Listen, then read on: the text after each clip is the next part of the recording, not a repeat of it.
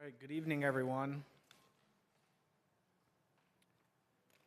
Thank you for joining us this evening for sort of our special planning board meeting here, July 29th, 2024.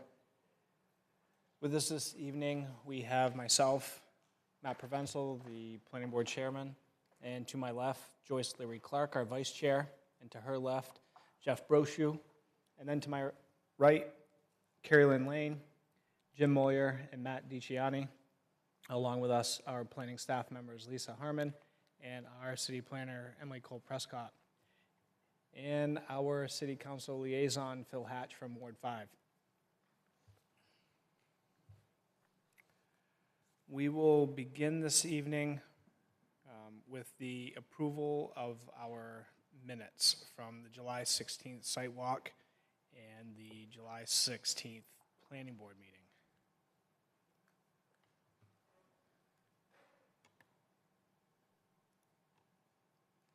Do board members have any questions, comments, or edits on those two sets of documents?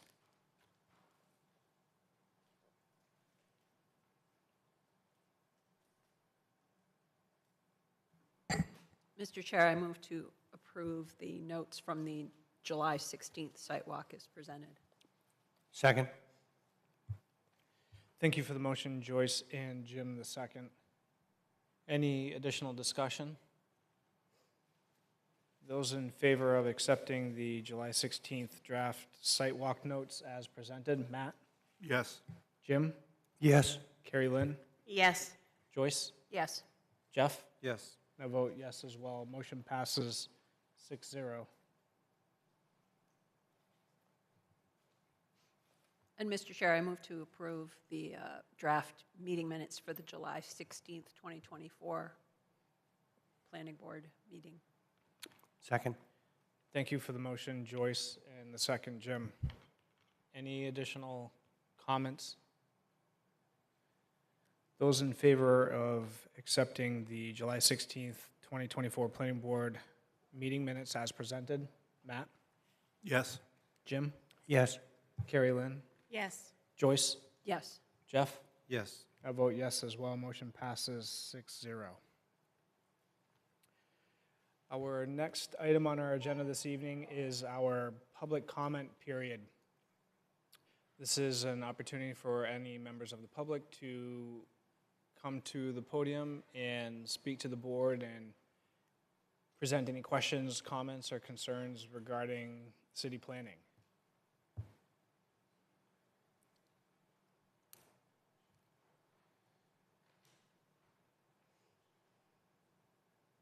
So seeing no members of the public here this evening wishing to speak, we will continue with our agenda items. So our next item is 352 North Street. This is map 84, lot 2, and this is a proposed 130-room hotel with associated site improvements. And this is presented by Teradyne Consultants on behalf of Northeastern Hospitality. So this is a continued application review and a continued public hearing for a site plan amendment for a proposed 19,300 square foot, 5-story, 130-room hotel and associated site improvements in the business industrial zoning district. Any additional information or presentation, Emily?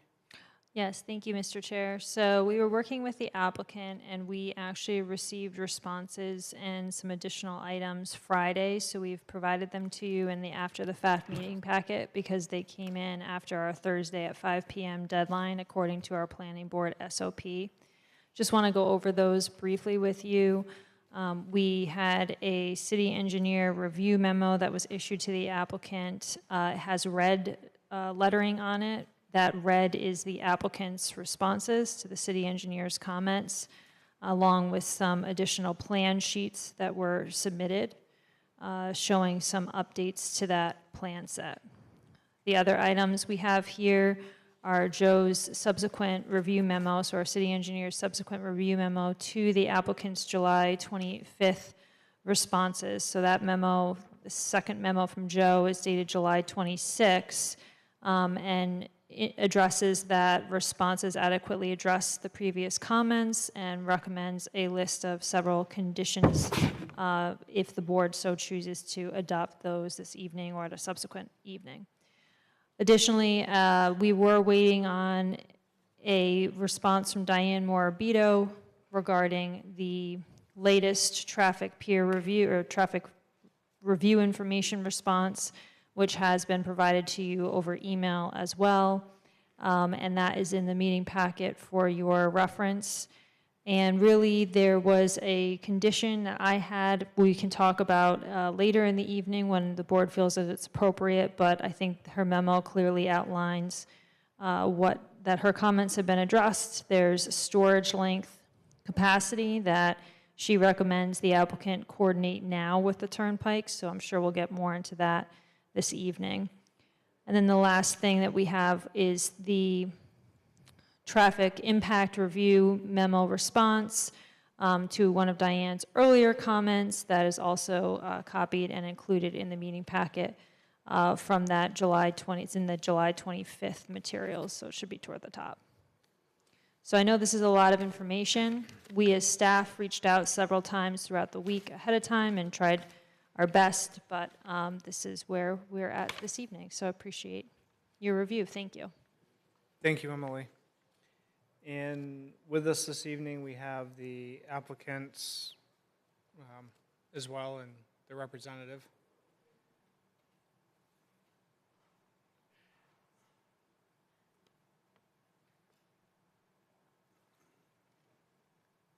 So Tim, Emily gave us a good little update, but anything else, excuse me, that you want to add? I was having a discussion with the fire department. I know, he's a good discussion to have. So I would provide an update if you would like Yes, please. on where we are. Yes, So last week, in order to be prepared for this evening, which we kind of didn't do because we didn't get a packet to Emily on Thursday for it to be in your packets. So what we did is we went through the continued process with Howard and with Joe, the city engineer, and the wastewater department. So I think we've essentially resolved Joe's items that we had, and basically at the end of the day, it came down to the pump station, which I had talked to the board about last time I was here 2 weeks ago, about we had kind of switched vendors and was working with the city's preferred choice. And so we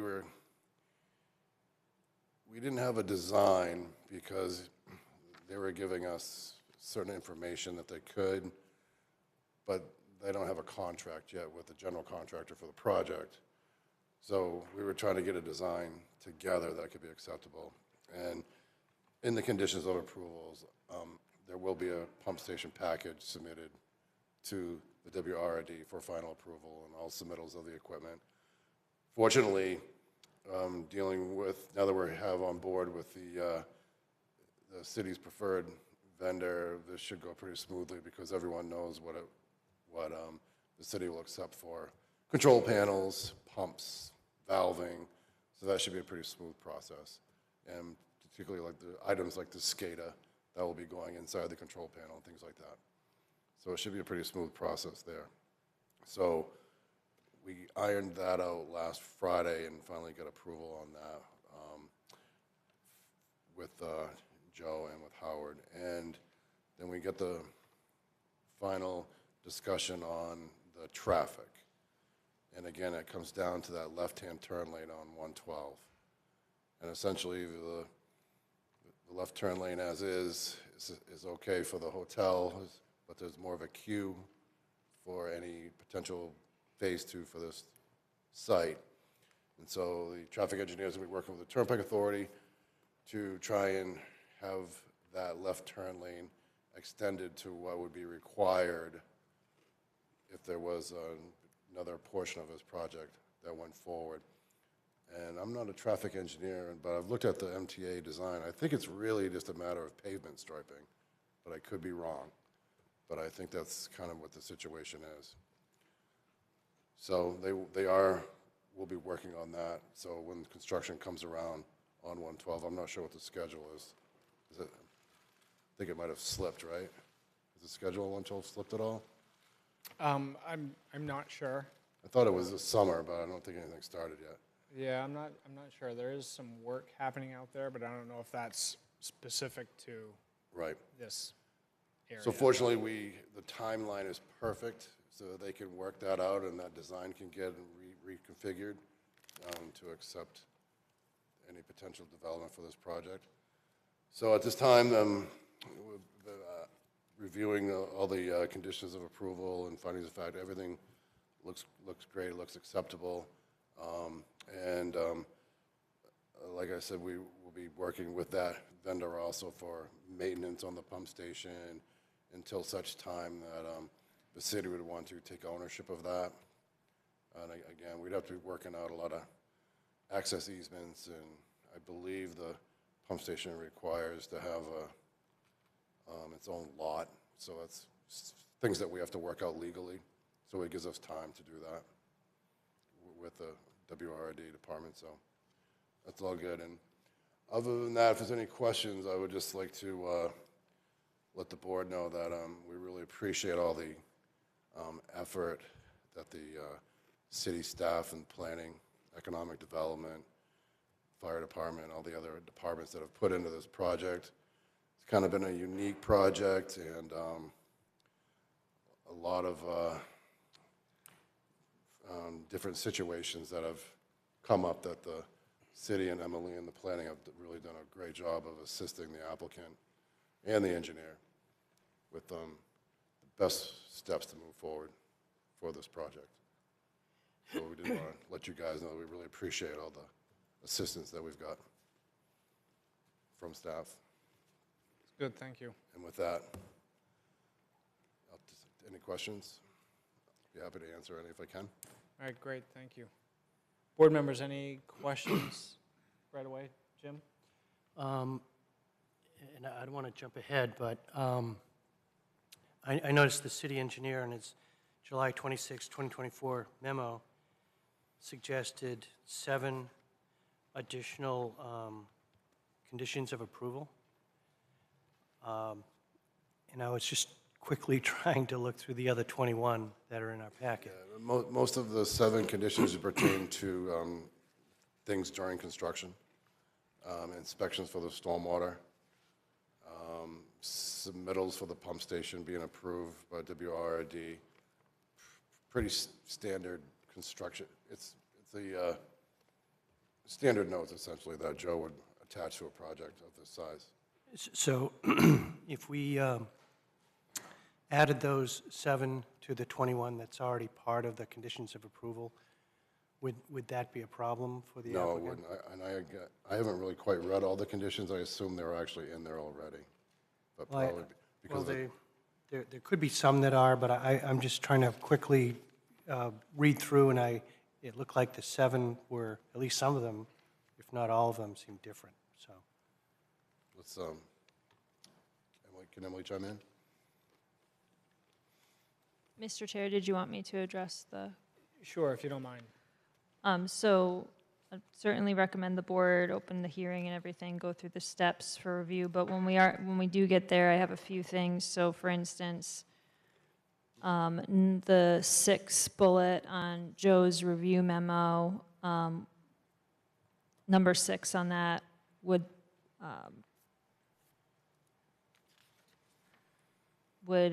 replace number 19. It's just updated versions of, so I had taken some of the standard conditions before I got these from Joe. And then like number 7 would replace number 20 on your list, because we just wouldn't want to repeat them if they're slightly different wording. We just want to get one. And then we would add a number 22, which would be the number 1 on Joe's list. So prior to the start of construction or issuance of building permit, I just recommend prior to issuance of building permit, so it falls in line with our city policies. The applicant shall pay all applicable impact fees to the city. And then you would add a number 23, and that would become number 4 on Joe's memo. So prior to the start of construction, the applicant shall submit an executed renewable contract with a qualified third-party agency to perform semi-annual inspection, maintenance, and operation of the private pump station. So not only were these comments anticipated, but they're accepted. We definitely accept those conditions. And then just the last one would be number 2 on Joe's memo would become the 6th bullet under number 7.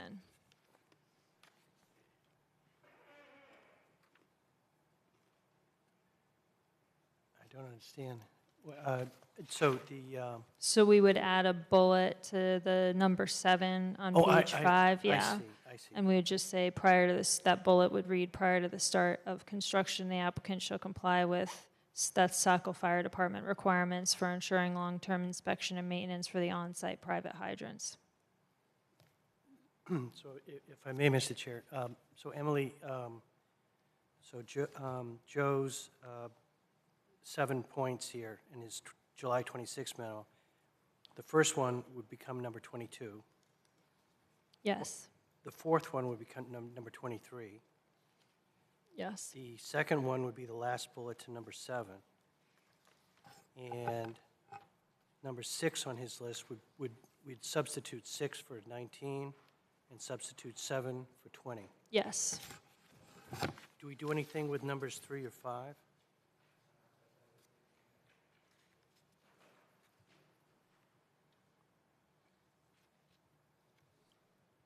Um, 5 would, Actually, 3 looks like the same thing as one of the bullets under 7. yeah, we have 3 already. Okay. And then 4 we captured. And then 5 we can add as number 24. And I think that will get everything. Thank you. Thank you.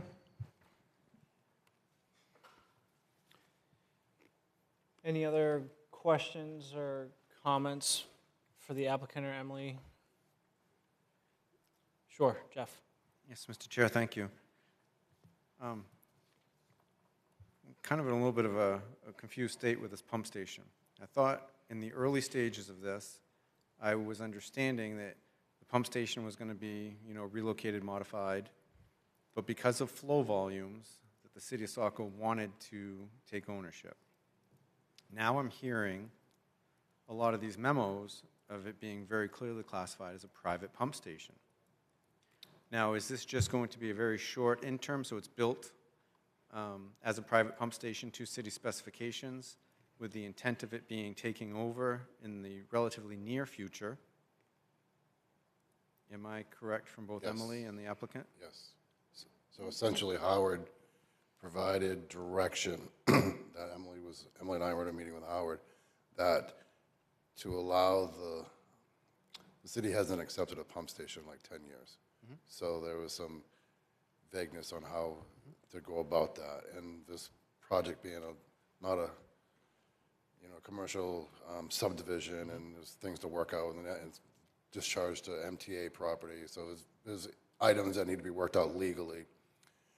Howard said that it was probably in the city's best interest and our interest if we build it to city standards with the new vendor. The vendor is the third-party maintenance for the pump station, which is one of the conditions that we're just talking about. And apparently they do maintenance on the other 10 pump stations in the city. And then at such time as the next phase of the project was constructed and the pump station was up to full flow, that the city would want to be in charge of that flow. And then it would be turned over to the city at that time. And Mr. Chair, I can add a little bit as well. Yes, please. So when we met with Howard, there were additional details to work out, like access to the pump station. So I think that's what the applicant means with legally. So what we had said or recommended was at this time, exactly like the applicant's saying, build it to the city's standards so that it has the potential to be taken over in the future. But there will have to be a future plan for, which we don't have now, for access to that station. Is it going to be on its own lot? But those are things that there's comfort in being able to address them for phase 2 before the additional flow comes online to that station. But it is being designed to handle the additional flow in a higher level city standard design. So that information for access and the pump station itself would have to be a city lot in the middle of this lot. So all that information would be part of the phase 2 plan set that could be reviewed by legal and deeds developed and be part of the application process. So something we're talking about planning, coordinating now as part of the phase 2, Correct. but not something that's going to be Well, right now, completely resolved. it's a private station. If phase 2 never happened, those flows would never be materialized, for which the city would want to have ownership of those flows. Sure. And then at that time, it remains private, and you're still held to the maintenance requirements. Correct. Okay, But yet it would be built to city standards. sure. Yeah. So, thank you, Mr. Chair, but I wanted to get to the next piece, because that's Yep. perfectly clear to me. You're building it in advance with the intent to be taken over by the city. The part that I think is missing is that I feel like I interpreted the flow from the abutting property, the business owner that doesn't seem to want to contribute to the new entranceway, their flow is going to be, their effluent is going into this pump station. Correct. So my concern is that we're asking this applicant to go ahead and build a pump station to city standards, and they may own it for a year, or they may own it for 10 years. We don't know until the time that economically they decide to go with phase 2. Correct. But I didn't see any sort of agreement, maintenance agreement, that helps this applicant in the event that the neighboring property who's going to use service of this contributes to cause or mishap. I guess for me, in my professional world, a public utility would never have privately held infrastructure serving 2 customers. The second you have a private line and you're going to serve a second customer, the utility company wants to own that line. And I just want to make sure that we are giving this applicant, who's spending a lot of money to build this, the ability to recoup or to maintain, you know, they're going to be handling waste that's coming out through from another customer, another taxpayer, going to the city infrastructure, but they may have to deal with costs that are coming from that other building, and yet the city is now kind of providing service to a third party through a second party. It seems a little bit messy. Well, as we discussed on the sidewalk, there are bylaws from the original commercial subdivision, and this will all have to be worked out legally. Now, the flow coming from XL Sports is private. The flow coming from the Ramada Water Park and the new hotel are private. The pump station itself would be city property, and the force main out to the MTA discharge line would be public sewer. Exactly, and I get that completely, when it's all done. Yep. But right now, for the interim, that's not the case. You're going to have, And then there's some bylaw somewhere that says that that flow has to be accepted. And the main problem we have right now is the existing pump station on the property does not work. It is getting pumped out by a sucker truck. So it's imperative that this new pump station get built so that it alleviates that problem that currently exists on this property for both properties. And at that time, it just remains private. I understand that. I guess my bigger question, and it's not up to us as a board to necessarily figure out, is has city legal and your client's legal looked at those documents and they feel like they have significant enforcement for this third party who's going to be using new infrastructure that you're building, maybe not contributing to any maintenance costs, and if they didn't have appropriate grease traps and it was causing yours to foul up, you know, I just don't want to be here saying, yeah, well, go ahead and approve it, and there is a bigger mess unfolding there, and the city has no right, title, or interest to go in there when it's a private pump station to get it going. What are we? Well, I guess this goes back to what I'm saying. This would all be part of the Phase 2 submittal process, as this pump station remains private. And this is just a commercial 3-lot subdivision, which is now a 2-lot subdivision with the original bylaws from 1990, and it's just based on upgrade to a pump station. So Jeff, you're saying in asking, so right now when it's private, it's, your question and concern is with this applicant carrying all that burden. And then, which we've heard there's bylaws and covenants or whatnot that they're supposed to share it and they're not, and that's unfortunate. But then once if Phase 2 comes together and the city takes it over, then that becomes the city infrastructure, and that burden then falls on the city, I would suspect, to, I'm not sure how fees go, or I'm sure the city must There is spread that fee out to everyone connected to that pump station. And currently. then I'm not sure what happens enforcement-wise from there if a property owner is not paying fees or whatnot for that pump station. Is that sort of what you're? Well, I'm not so concerned when the city takes it over, because when the city takes it over, they're the serving utility, and then they will have control over it. So let me just paint this scenario, and hopefully this never happens, right? This new pump station goes in, it's private, Phase 2 never comes to fruition or doesn't come to fruition, and for some reason, the Ramada entity has to close. They're defunct, they're not there, they're not paying electricity. Now you have a situation where a third party, the XL Sports, is pumping into a force main, a private sewer that nobody is funding, nobody's maintaining, and they're complaining that their sewer's backing up, and they're looking at the city saying, hey, we need you to resolve our bypass. We have sewer flowing on the ground, and the city's going, we don't own it. We don't have any right, title, and interest. That's where, you know, usually when you have a serving utility, they don't want anything serving two customers that's private. And I guess my bigger question is if you know, the wastewater director and city staff and this applicant have all reviewed those existing bylaws and they feel like they're solid enough to go forward with this, I guess I'm okay. But I think the question needs to be asked that who's going to be on the hook when we have this, you know, weekend event at the sports place and for some reason something goes wrong with this pump station, heaven forbid they're not here to maintain it.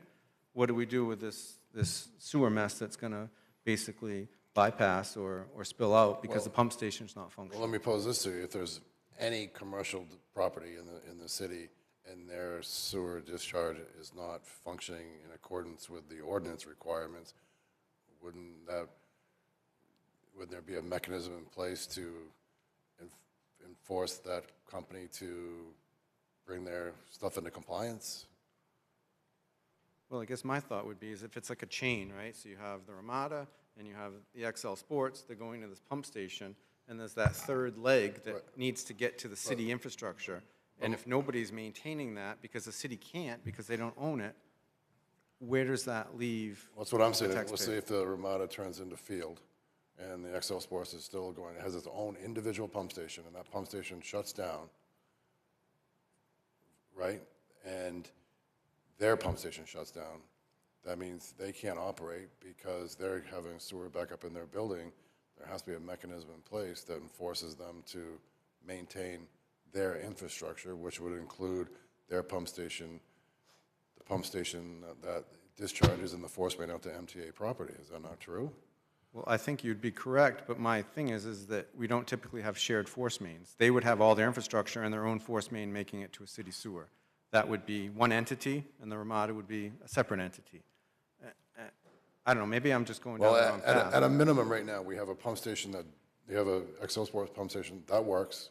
We have a pump station for the Ramada that does not work and needs to be replaced, period. Whether the city ever took over this and there are access easements and private lots, the applicant needs a new pump station. Yes, but the So- there are two pump stations. XL Sport has one on their site. Private? Which pumps and discharges into the one in question now, which is on the Ramada property. Correct. And then it gets repumped from there into the force main to the city sewer. Yep, on MTA property. So I guess if the XL Sports had their own force main to city sewer, this would not be any concern that I would be bringing up. But again, we're back to it's a commercial subdivision. So, Mr. Chair, when you're ready, I just have something that may Sure. help. Yep, sure. So I think it's important that we look at the right title and interest documentation that was included in the original application submittal. This was in the June 4th meeting packet.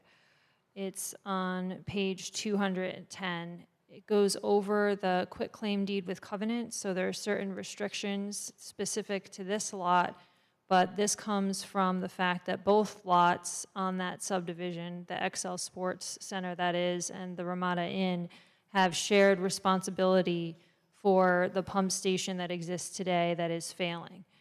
Whether or not there needs to be some sort of civil action, because all of this is private infrastructure, by the applicant is really not this party's reviewed this evening, although I understand we always want to improve a condition rather than making it worse. But this is the documentation I think that maybe we were looking for, together with perpetual easements. You'll see listed, there's underground, surface, or above ground improvement areas, and there's some call-outs about payments that would have to be arranged for. I'm not sure why there's not, what we're hearing is that another party is not contributing, but today that is not the board's purview to opine on. I think it's definitely a good question. And it's definitely something that we actually have as a condition of approval before we schedule a pre-con meeting, because there was some documentation on the access road for the reciprocal easements. We were going to be seeing some easements swapped with the Turnpike Authority. We wanted to make sure we received those and reviewed those before we had the pre-construction meeting scheduled. So there is a condition of approval that captures final legal review of any and all easements subject to this project before the applicant can even come in to have a pre-construction meeting with the staff. So we did consider that as well. As far as the pump station and whether or not it would be taken over by the city, that's not something we can give the applicant an answer on today. What we have recommended is that it be designed to city standards, and that in the future it will be reviewed for potential city acceptance, as we do with all infrastructure that may become a city-owned infrastructure. And with that, as we said, there'd have to be some sort of very specific easement documentation, which we are not prepared to have right now, because we still have to get the easement documentation for the swap out of the easements for the roadway with the Turnpike Authority. So as the applicant, I think, shared earlier, there's been a lot of moving pieces on this project because of how the access has been changing. And I think that they've been trying to work through that, and I hope that this helps to address some of the concerns. Thank you, Emily. Yeah, so you've kind of hit upon which I wanted to address as well. So we have the legal responsibility in here, and it's just, like you said, civil enforcement that Right. seems to be the hurdle. So I believe like the applicant is considering, through their lawyers, to work on having some of this enforced, which is currently not being enforced. Sure. And this goes along with the road as well, which is a shared road that the applicant is paying all the expenses for. So I think, that's just, it's a civil matter that is just kind of off to the side. Sure. But I want to thank Emily. Emily said it better than myself. I'm just saying bylaws, and I hadn't read that document in quite a while, but I know it was somewhere. So thank you. Thank you. Is that? Yes, Mr. Chair, thank you. That's exactly kind of where I wanted to go. I wanted to make sure that this applicant that's making significant investment had some sort of recourse, and we weren't just kind of letting them out to the wind. Whatever they have to do on a civil side is up to them, and I just wanted to make sure, too, that the city was feeling like they were okay in this interim with having kind of a unique situation where they're feeding two customers on one force main that's not city-owned. So if everyone's happy with that regard, that was my only concern. Thank you. Great, thank you. Any other board member questions, comments, or concerns before we move into the public hearing? Mr. Chair, I'll move to reopen the continued public hearing. Thank you. Second. Thank you for the motion, Jim, and the second, Jeff. Any additional discussion? Those in favor of reopening the continued public hearing? Matt? Yes. Jim? Yes. Carrie Lynn? Yes. Joyce? Yes. Jeff? Yes. I vote yes as well. Motion passes 6-0 to reopen the public hearing. If any members of the public are here this evening to speak on this item, please step to the podium and state your name and address for the record. And we will begin. We'll hold all our comments and questions till the end, and then we'll address them as one item altogether.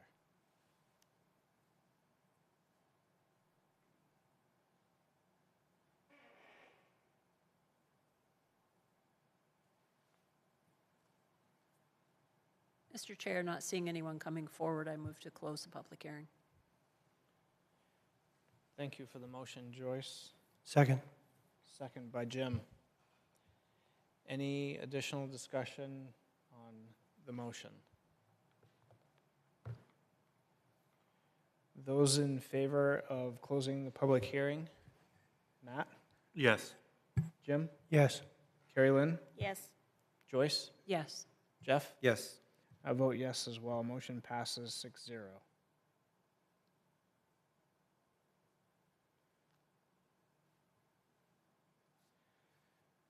All right, board members, with that, any items that you would like to address specifically?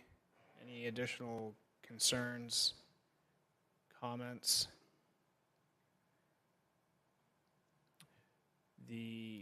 From our site walk, as you will recall, the pump station, as we discussed, terminating the access to the adjacent property, and then adding a sidewalk out to North Street. Those were the three big picture and large topic items here. So the sidewalk, that's great. I think that's key to this project. And then obviously we just spoke at length about the pump station, and terminating that access is pretty straightforward. But any other comments, questions, concerns? Emily, you mentioned some conditions of approval.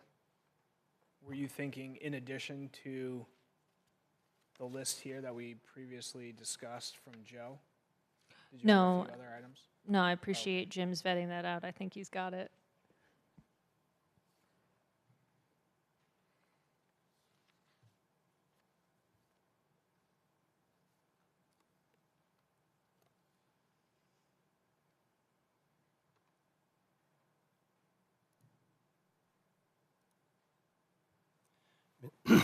Mr. Chair, if you're ready, I'll move to approve the findings of fact associated with the site plan review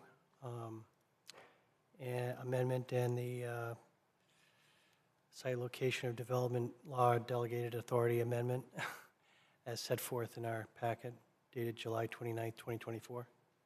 I'll second. Thank you for the motion, Jim, and the second, Carrie Lynn. Any additional discussion on that motion?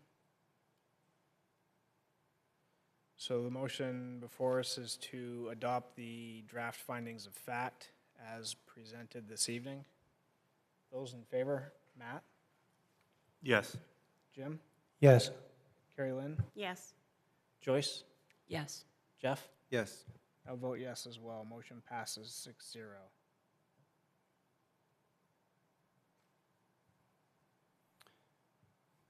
And then, Mr. Chair, I'll move to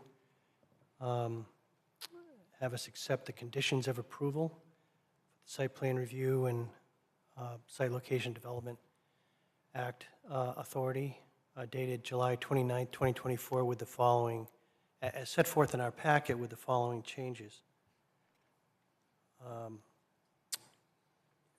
Referencing the July 26 memo by the city engineer, I would add as condition of approval number 22, the city engineer's point number 1.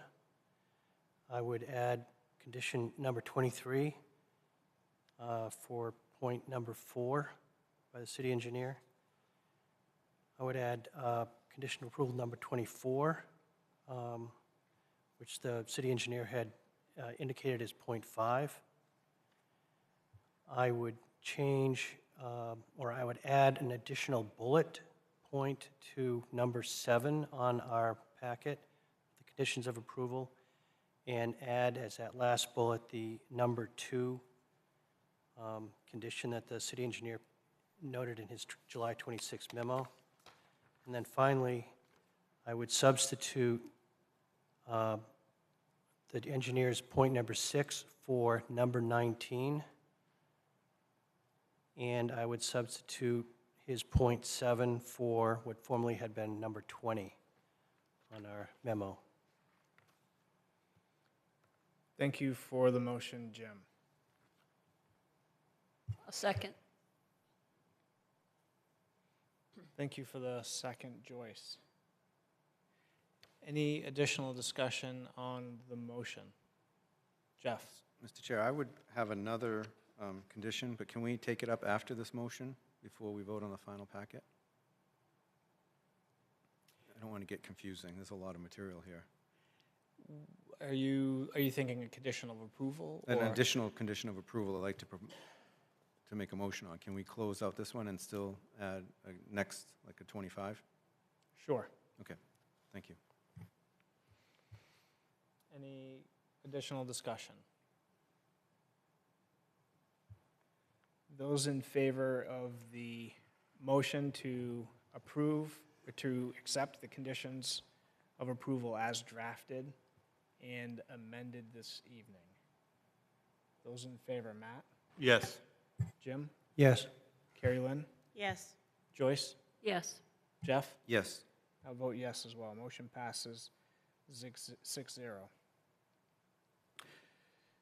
So Jeff, you have another thought, another condition you'd like to discuss? I do. I believe, Jim, if I'm correct, the next condition of approval will be 25? You stopped at Yes. 24? Okay. Yes, Mr. Chair. We had spoken about this a little bit earlier. Some benefits for, or protections for the city. We're very excited to have, the economic growth that this could bring. And I was trying to come up with the language, and this is kind of what I come up with, and I'll throw it out as a motion. So I move to add additional condition of approval number 25, stating, this approval specifically prohibits the use of this property to be used as supportive housing, both temporarily or permanently. And I'd like to include the definition of supportive housing that I found online. Supportive housing means housing with no limit on the length of stay that is occupied by the target population and that is linked to an on-site or off-site service that assists the supportive housing resident in retaining the housing, improving his or her health status, and maximizing his or her ability to live and, where possible, work in the community. That would close out my motion. And I tried to find definitions in our ordinance, and there was very little that met kind of that target. And I think this one really kind of summarizes some protection for the city in the event that it has changed hands, that could go from it being a real asset to city tax base and services to kind of a real burden. That was my intent with this condition. All right, thank you, Jeff. Could you repeat that again? Absolutely. Sure. The motion? So my motion was, new motion 25, condition number 25. This approval specifically prohibits the use of this property to be used as supportive housing, both temporarily or permanently. And then I wanted to include the definition of supportive housing being, meaning housing with no limit on the length of stay that is occupied by the target population and that is linked to an on-site or off-site service that assists the supportive housing resident in retaining the housing, improving his or her health status, and maximizing his or her ability to live and, where possible, work in the community. Okay, thank you. I'll second. Motion by Jeff to add number 25 and second by Carrie Lynn. Any additional discussion? Joyce? I'm pondering it now, but I understand it's not typical to have comments from the applicant in the middle of discussing a motion, but in this case, I'd like to make an exception and hear what the applicant's position on this proposed motion is. Thank you, Joyce. I'd support that discussion. Just, any other board members? Tim? Do you I don't have think we have thoughts? any exception to this motion, other than we just have to keep in mind that the proposed hotel is for extended stay. And there should be some language included in that that does not harm that operation, is, I guess, my thought, comment. Sure.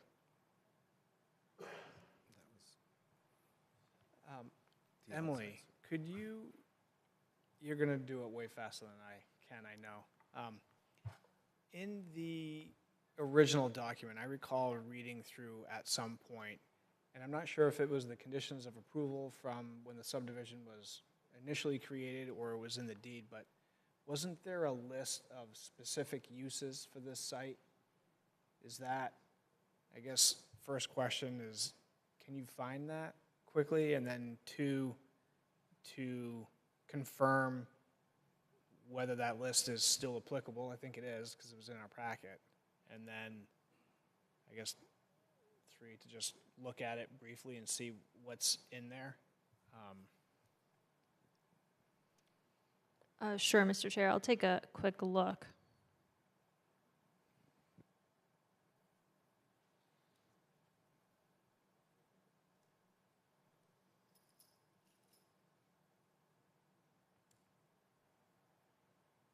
Mr. Chair, while Emily is looking that up, I had a question for Jeff, through you, Mr. Chairman.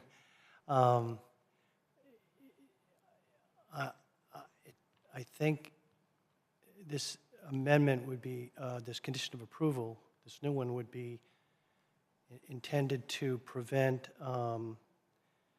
for instance, other hotels in the area have housed immigrants and so forth.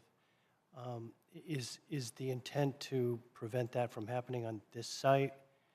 I mean, I haven't heard much about problems associated with that in other hotels, and maybe I just haven't been paying attention, but is that the focus, Jeff? It's essentially to make sure that it's not the broad stroke, the broad definition of hotel, motel, or transient housing in our ordinance gives city staff, code enforcement, very little liberty to try to wade through that. And yes, I mean, hotel rooms are not intended for long-term occupancy. And when I was looking at the applicant's floor plan, yes, they have a lot of extended stay. And nobody here, I think, is debating that if a company is sending a representative to this area and they need to stay for 2 months to set up a piece of equipment, that's exactly what they want, and I want to make sure they can still provide that service. That's why when I found this definition, it's very clear that that is tied to an entity, either on-site or off-site, that is helping to mitigate the person or the resident who's staying there to gain benefit and traction. So it would in no way, in my interpretation, prohibit them from having their long-term stay. It's always individual rentals, right? So where there's not one entity that's renting the entire facility and then putting up, because that greatly changes the intended use of the zone. It greatly changes the intended impact on the community and what the community expenses are. And most people don't look at our tax base and think of a building like this as, housing hundreds of people for long-term and educating them. There's a lot of associated costs with that. And I just think that, they are being supportive and developing our community. This is kind of a key building block, right? Having a beautiful hotel, and their commitment to having one now and creating a second one is instrumental in all of our growth, right? We need places of lodging, the sports events that you talk about, our business parks. We need this. And we all see that. I just want to make sure that we don't short-sightedly approve it and somebody else buys it at some point, and then all of a sudden it is now a anchor that's pulling on our community. And that was my intent. I was really trying to think of verbiage with long-term, and I'm not an attorney, and when I was trying to figure out some of the definitions, this legal site popped up, and this definition of all the housing-related definitions really seemed like it really hit it on the head, because there's lots of things that have to take place. There's nothing that stops, in my interpretation, this. If there would be a horrific coastal storm and the Red Cross rented their facility and sheltered our residents there for a month, there's nothing that prevents that, because they are just staying and there's no agency that's helping them to improve their health and they're just needing shelter so they can maintain their jobs, keep the kids going to school, and that would be absolutely fine. It would be very specifically, like to the example you brought up, that this property could not be used in that capacity. And we don't have to deal with, can code enforcement make the decision, should they be there or not? We have it very clear, and I think that we as a board should try to work on some of our conditions and being much tighter so we're not letting somebody's interpretation of a definition weigh in. That's why I included the definition that I got off the website. That's not my language, but that was my reasoning. Thank you. Thank you, Jeff. Any additional board discussion or thoughts? Tim, did you have any other? I do. comments or So anything? this is new to the applicant, so we're just trying to process it. And so it sounds like, so if there was like a natural disaster or something, what you're saying is like, and there's no one renting a hotel, the applicant would not be able to use her hotel to house people in, say, a FEMA situation. Is that what we're saying? Because that doesn't. No, I think we're saying that you would still be able to. Okay, and there is, the applicant's telling me, and this is where I'm losing a lot of my expertise very quickly here. Sure. That there is like, if a customer stays longer than 30 days, legally there's issues with having trouble to evict them because of the way the laws are written, I'm being told. So it might be worthwhile to, I hate to like draw this out longer, but should there be a mechanism where the applicant has a chance for legal to review this? Can we condition that? I don't know. I'm losing my expertise quite quickly here. That's a fair question. Because we've had a chance to review the other conditions of approval, and as our representative and engineer, we can provide professional opinion that these conditions are fine, and we recommend that you agree to them. This one's a little harder and Sure. it's coming up now. But I don't want to really delay the vote of the, because there's financial, the reason we're here for a special evening is because Sure. there's financial stuff, so now we're kind of getting all mixed up here. Yeah. Let's, I understand the question for sure. Emily, did you find anything in that document? I think that document was referencing a lease the city had. I don't think it was Okay. relative to like restrictions on the property specifically. Okay. But it didn't really specify a definition of hotel or something specific to this conversation. Okay. But it was a good question. So I guess real quick, so the supportive housing, I understand where you're coming from. And I understand the position, the city's position Sure. as well. I fully am on board. I think it'd be good to understand a little bit more about the supportive housing.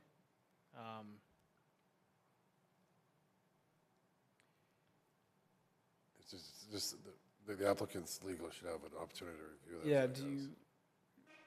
you, I don't disagree for sure. Emily, what's your experience with supportive housing? So I would just caution the board for a motion like this. We should be relatively specific as far as everything that we add as a condition should tie back to a specific ordinance standard. I mean, the way that the application was presented to you was that it was not going to be used for transient housing. There is a standard ordinance or a standard clause that we add on all of our documentation that comes through the board that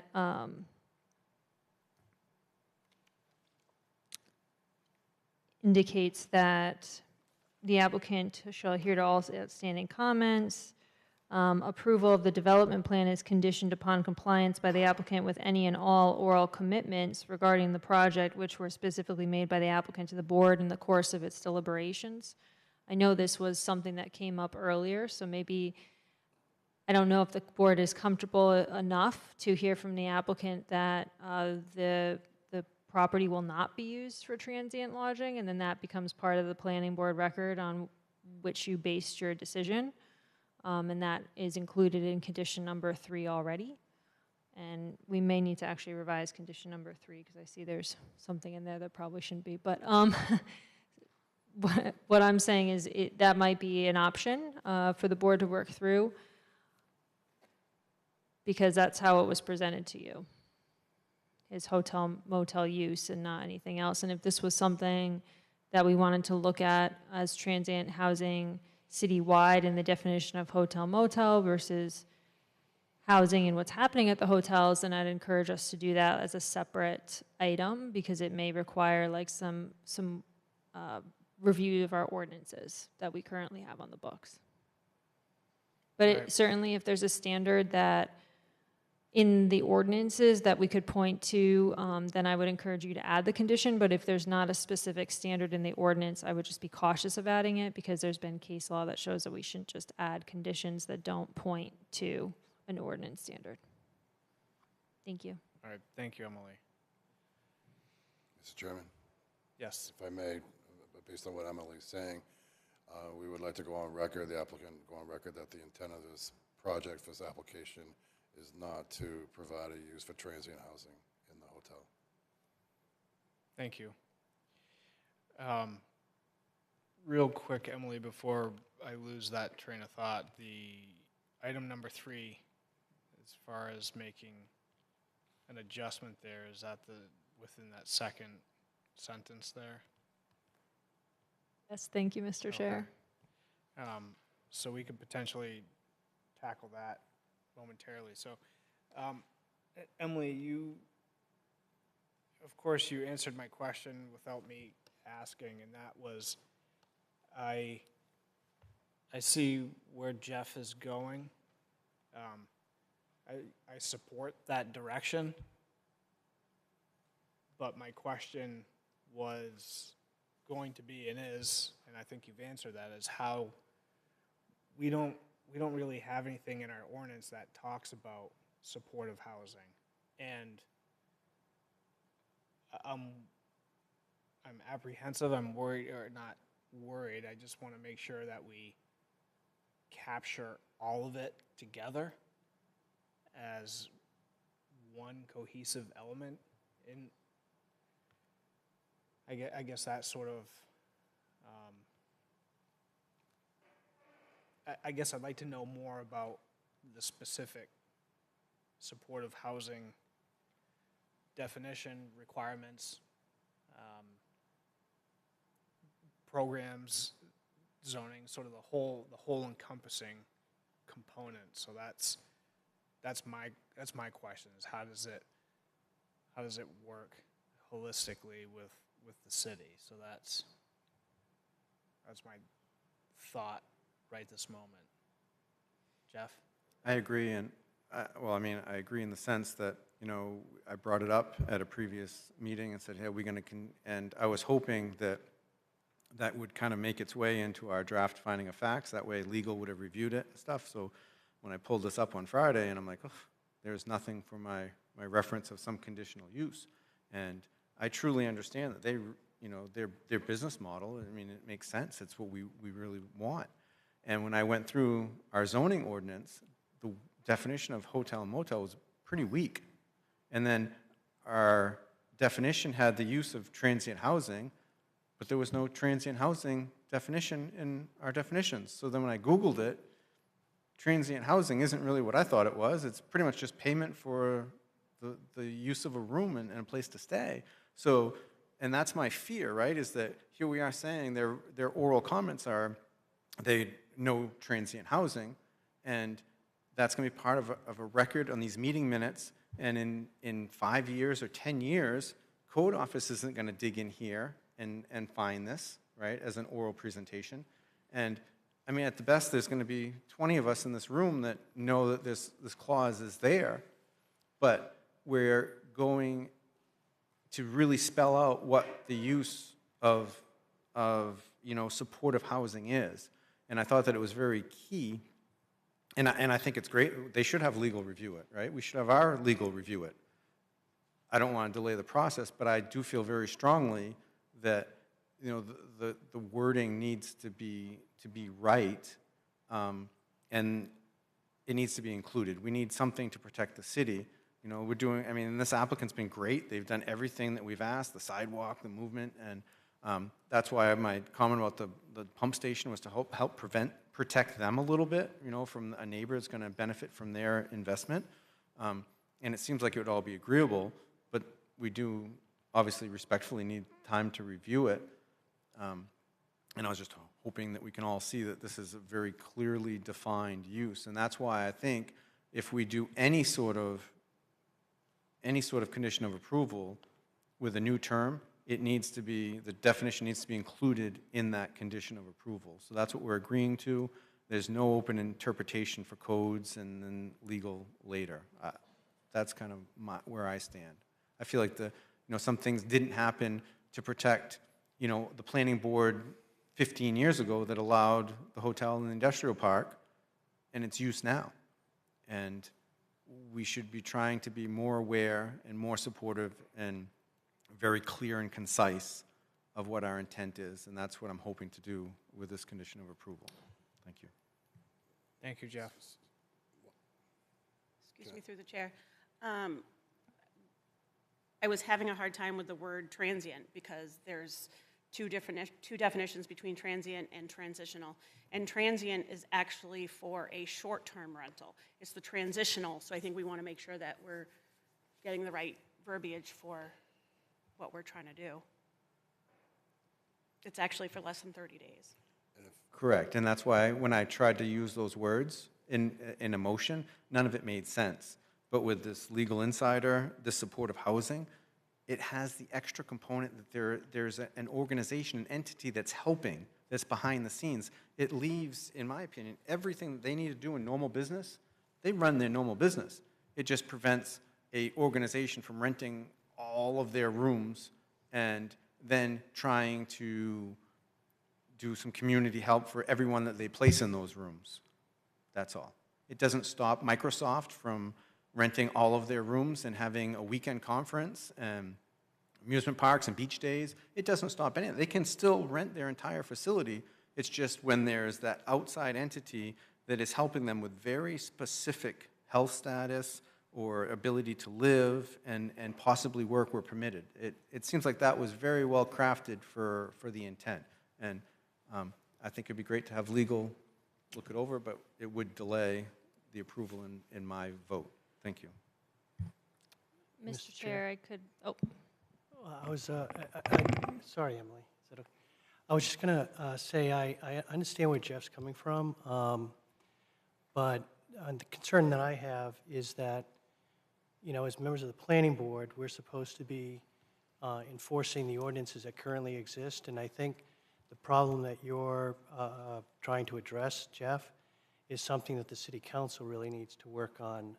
This sort of housing model that has happened with a hotel or two in town. I mean, that's been going on for a while, and the city council has made a variety of amendments to the zoning ordinance, but they didn't address this issue. So I don't think that we have the authority to be placing conditions that go beyond what our ordinances authorize us to do. So although I understand what you're saying, and I appreciate that, I'm going to vote no on the motion. Mr. Chairman, if I may, to go up on that. So I've made the statement to back up condition of approval number 3. So that is on record. But a wise man once told me that the ordinance that is in place is not only there to protect the city, but it's to protect the applicant as well. It goes both ways. So it protects the butter, and it protects the actual applicant. And I completely understand what we're talking about here, but at some point we're getting all mixed up in a condition of approval that may be pinning the applicant to something that's not actually in the ordinance. And that's the only thing I'll say about that. Thank you, Tim. Emily? I was just wondering if the board wanted to maybe add a statement as number 25 to some effect saying that the board reviewed this proposal, it falls under hotel motel use. The applicant has verbally stated that the intention is to not use this for transitional housing, and that the board did not offer any approvals under a residential dwelling unit definition, and so therefore the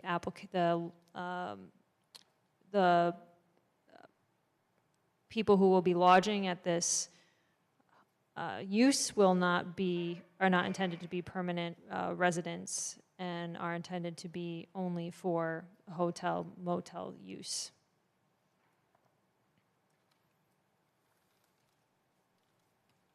Just further stating what's already in the application materials, and there's a definition of residential dwelling unit and clarifying that you are not approving any residential dwelling units with this proposal. Thank you. I prefer that, because I think after a point, yeah, I agree with Jim that we're not really in a position to be creating new ordinances here. That's the job of the council. And this starts feeling a little discriminatory to me when you start discriminating against certain classes of housing, and I don't know that the city could even prohibit supportive housing. You know, I'm Googling here too, prohibiting supportive housing in an area where multifamily residential use is allowed, so making it clear that this is not permanent residential use, this is hotel motel use may solve the problem. Thank you, Joyce. Yeah, I think we've touched upon an item here that needs much more information and discussion and deliberation. I'm concerned it's there's more to it, I feel. And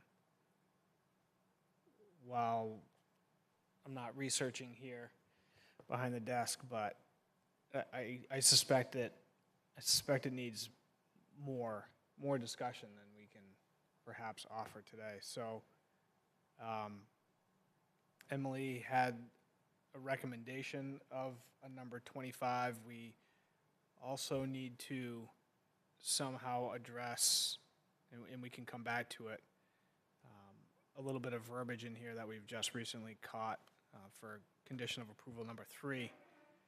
But specifically, right now, for this moment, we have a motion that's been made and seconded, and we've had discussion, and that motion is, forgive me, Jeff, but in the realm of prohibiting supportive housing temporarily or permanently, and you've provided a supportive housing definition as well, and we can recite that motion if any board members wishes, but that's where we're at right this moment. Any additional discussion on the motion? Those in favor of the motion, Matt? Yes. Jim? No. Carrie Lynn? Yes. Joyce? No. Jeff? Yes. I'm going to vote no. Motion fails 3-3.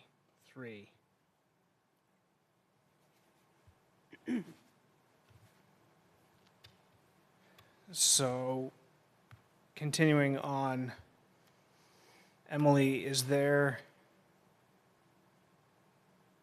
for condition number 3, we would need a motion to adjust that condition, and that specific verbiage is in regards to this proposal is to be retained in one ownership as rental units. Is that's the verbiage you'd like to strike or modify? Yes, that's just an error on our part. We should have struck it. Okay. Within that, based on what we've discussed to date, do you feel that we can adjust that sentence if the board would like to specifically address the hotel motel definition or motel specific use here? And I believe we can have the applicant confirm, but they did mention a 30-day. They weren't interested in going with rentals beyond 30 days. But perhaps that's, if the applicant's okay with that, or if that satisfies the board, would that be an all right place to add that in lieu of a number 25? Is that? You can add that as 25, or you could add it as number 3 with additional verbiage. Okay, you're all right with either position, okay. Yes. So if I may, can you Yes, Tim. explain what you're proposing for number 3 for an amendment? Well, sort of just discussing at this moment. So one option, for example, is we strike the sentence that says this proposal is to be retained in one ownership as rental units.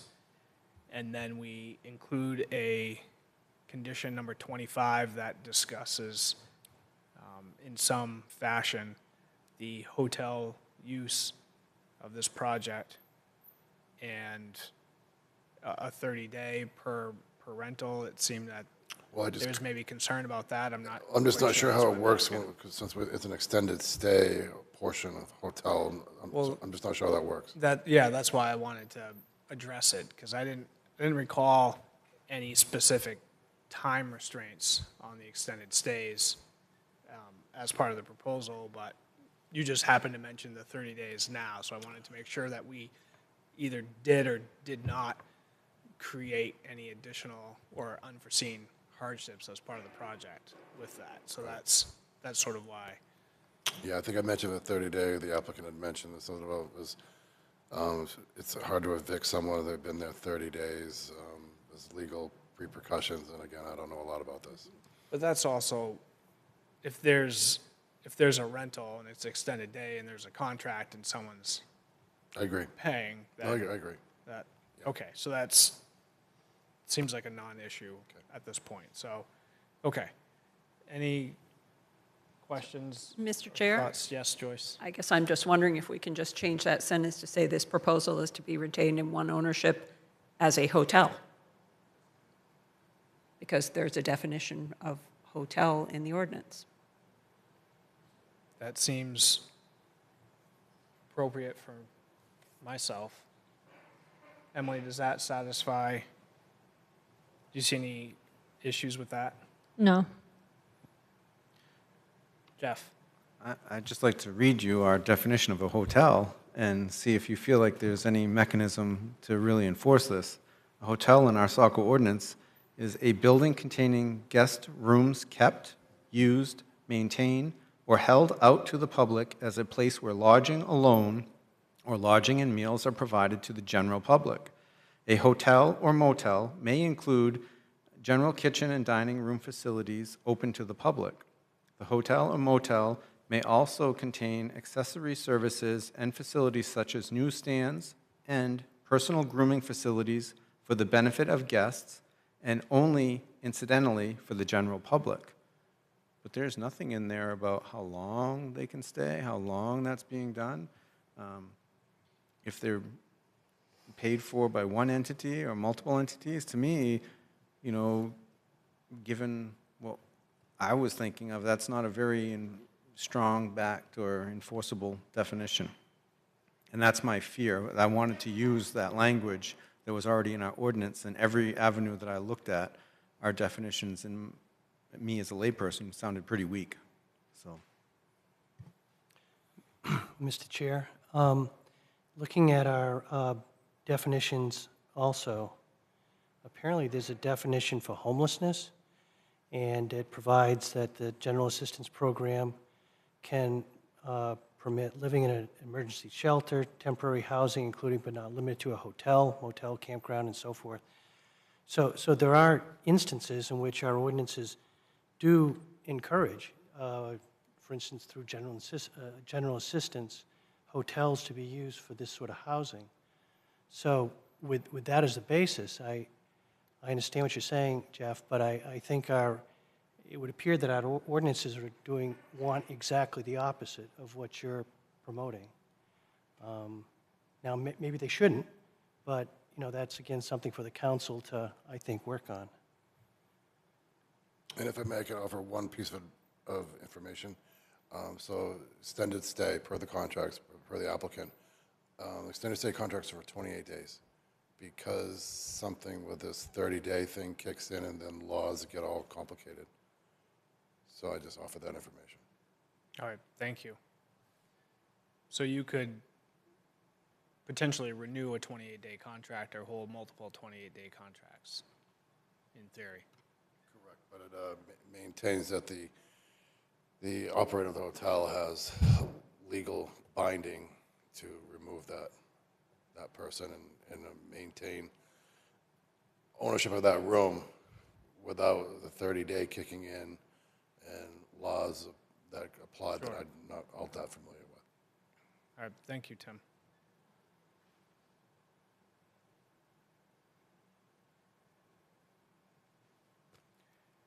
All right, so board members, item number 3, conditions of approval. Emily, we can just make an adjustment to that item. We don't need to go back to a previous motion, correct? Yes, thank you.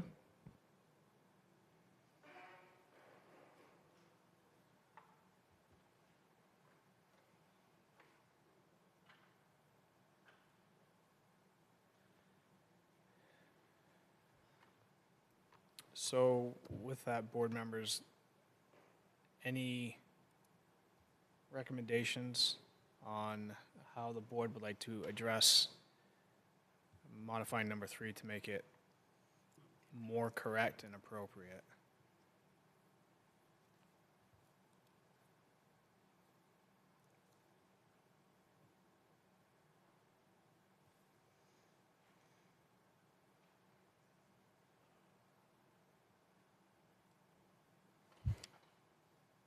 Well, Mr. Chair, I'll move to amend condition number 3 to eliminate the sentence that indicates that says this proposal is to be retained in one ownership as rental units. And I think following Joyce's suggestion, just add another sentence that simply says this development plan shall be, is permitted only as a hotel. Thank you for the motion, Jim. I'll second. Second by Joyce. So, motion has been made and second to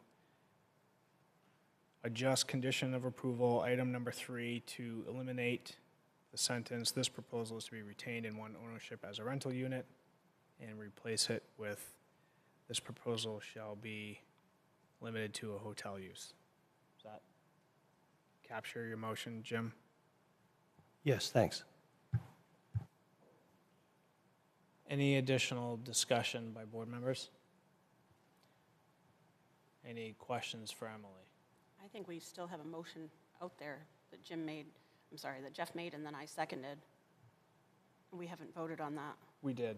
We did. 3-3. So we 3-3. don't, so we don't have to rescind it? Nope. Cool.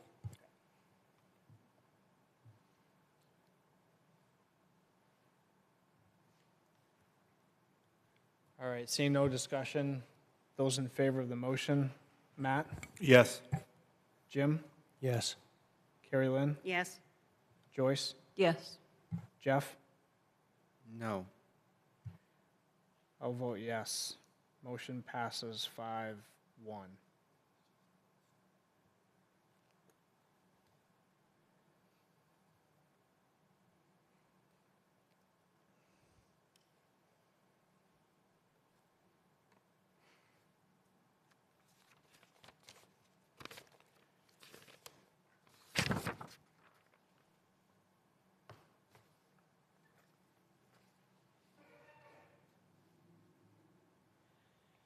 So we've continued our public hearing, we've opened that, we've closed that, we've reviewed the findings of fact, and we've reviewed the conditions of approval for this project. So that, the last item is an official, all-encompassing motion. Mr. Chair, I'll move to approve site plan review and the site location development approval for this project with the findings of fact and conditions of approval we've already approved. Second. Thank you for the motion, Jim, and the second, Joyce. Any additional discussion on the motion to approve the site plan review of 352 North Street, map 84, lot 2, with the reviewed findings of fact and conditions of approval as presented and read this evening?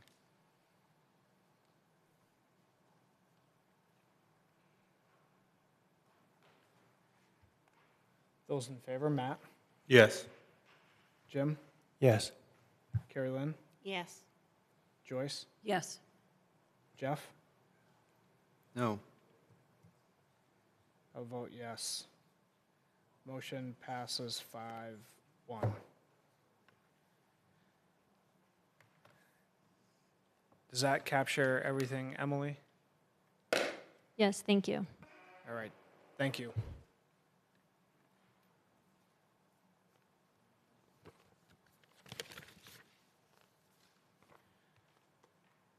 All right, moving along to our next item on the agenda this evening is Waterfall Drive. This is map 63, lot 6.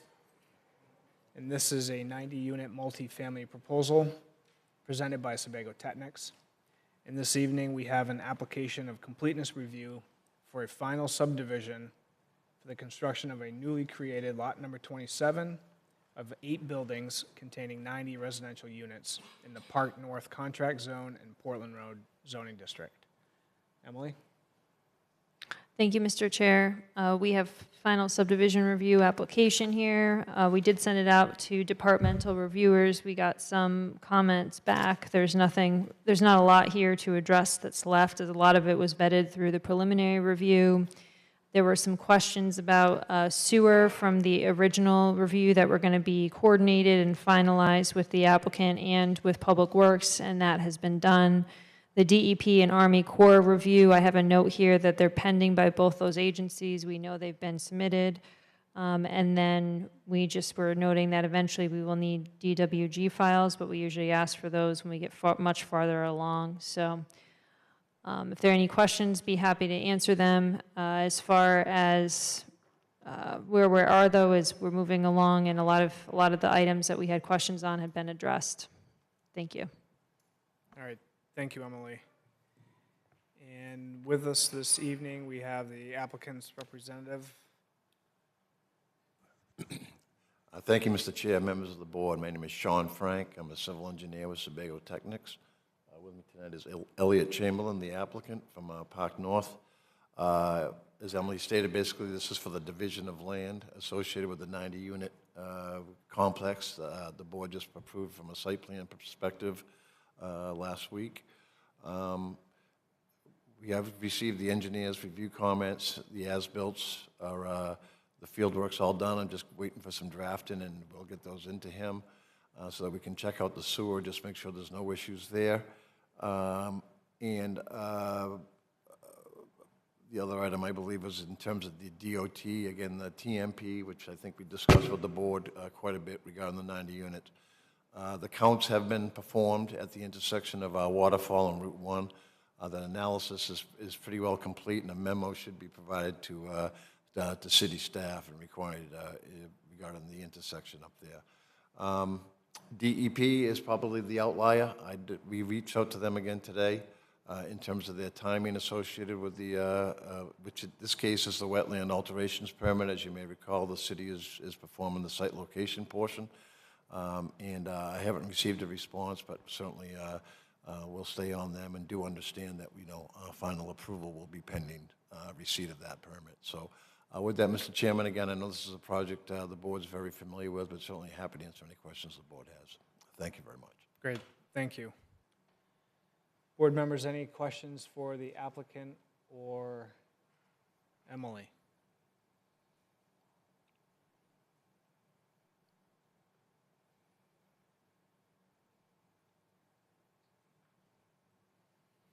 Any questions regarding the traffic memo?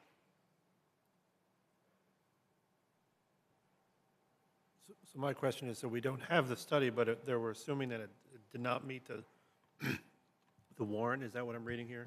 Results of the recent traffic signal warrant analysis should be provided. However, we further understand that the signal warrants were not met at this time. Sure, Mr. Frank. How can we say that without actually having the documents? I know they can tell you that. I get it. They can tell you that. And I appreciate that, and I think that's what it was a verbal conversation between, obviously, again, there's a lot of discussion that goes on with the city engineer, the city traffic peer reviewer, and the folks that did the work, as well as my people who were basically preparing the report. So yes, that was verbal, but I think that's how Joe was saying within his memorandum, is that's why he's, obviously wants to have that written report in his hands. And that will be part of the package that we'll have to you folks. Thank you.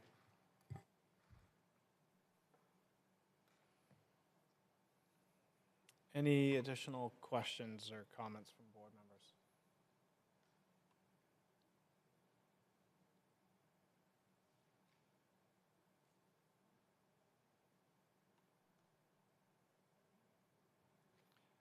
Well, Mr. Chair, if it's appropriate, I'll move to find the application for final subdivision approval amendment complete.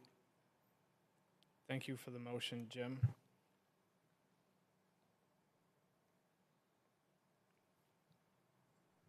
I'll second. Second by Joyce. Any additional discussion on the motion? Motion before us is to find the application complete. Those in favor, Matt? Yes. Jim? Yes. Carrie Lynn? Yes. Joyce? Yes. Jeff? Yes. I vote yes as well. Motion passes 6-0, excuse me.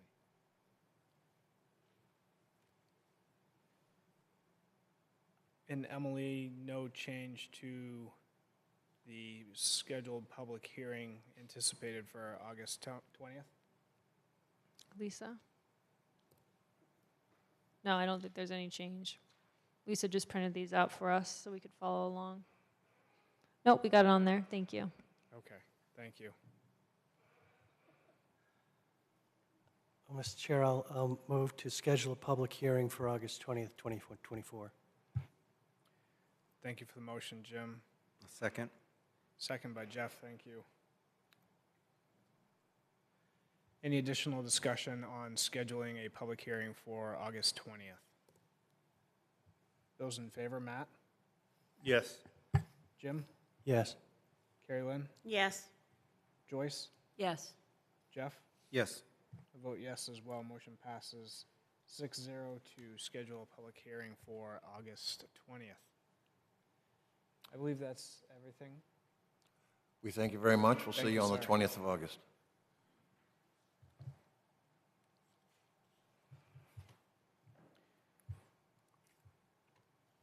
All right, our next item on this evening's agenda is for Saco Riverside. This is on Main Street, map 37, lot 6.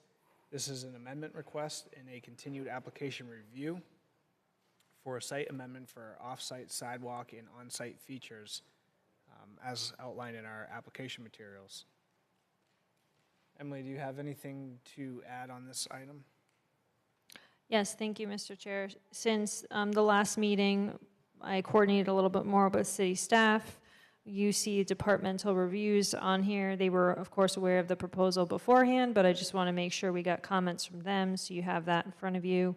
The board had also requested Code Enforcement Director Toomey's opinion on fall protection and whether it was required for some of the amendments that included retaining walls. And you had asked for Director Pat Fox's perspective on long-term capital investment for the downtown gateway plan. So he's actually in attendance this evening and can provide some information on that. We did also bring this downtown gateway concept plan to the city council as a new business item the other evening and received some feedback from them. It had been included in a capital project budget discussion as well, so it was not the first time they were seeing it. However, it was the first time they were maybe diving more into it. And I'll be happy to answer any questions or provide any input when you have Director Fox here as well. Thanks. Thank you. And the applicant is with us this evening as well. I know there's been a lot of staff development here recently.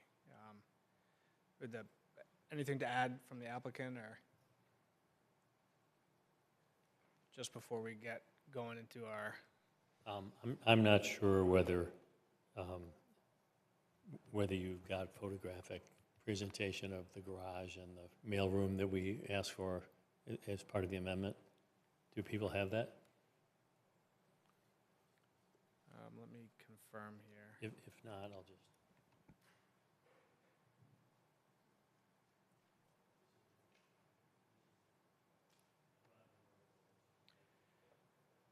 Yeah, we've received the drawings, so we had the drawings as part of the packet, yes. Do you, can you hand Emily a copy for us, please?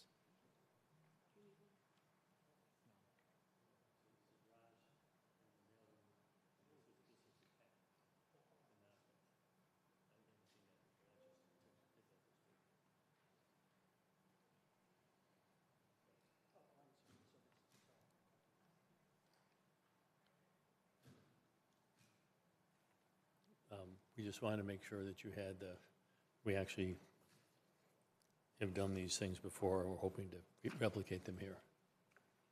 I'll turn it over to Emily. Great, thank you. Board members, any questions for Emily on our updated information here within our packet. We have a memo from Code Enforcement Officer Toomey that describes how these would not require guards. He's given us a few criteria here that they must meet. Any questions regarding that item?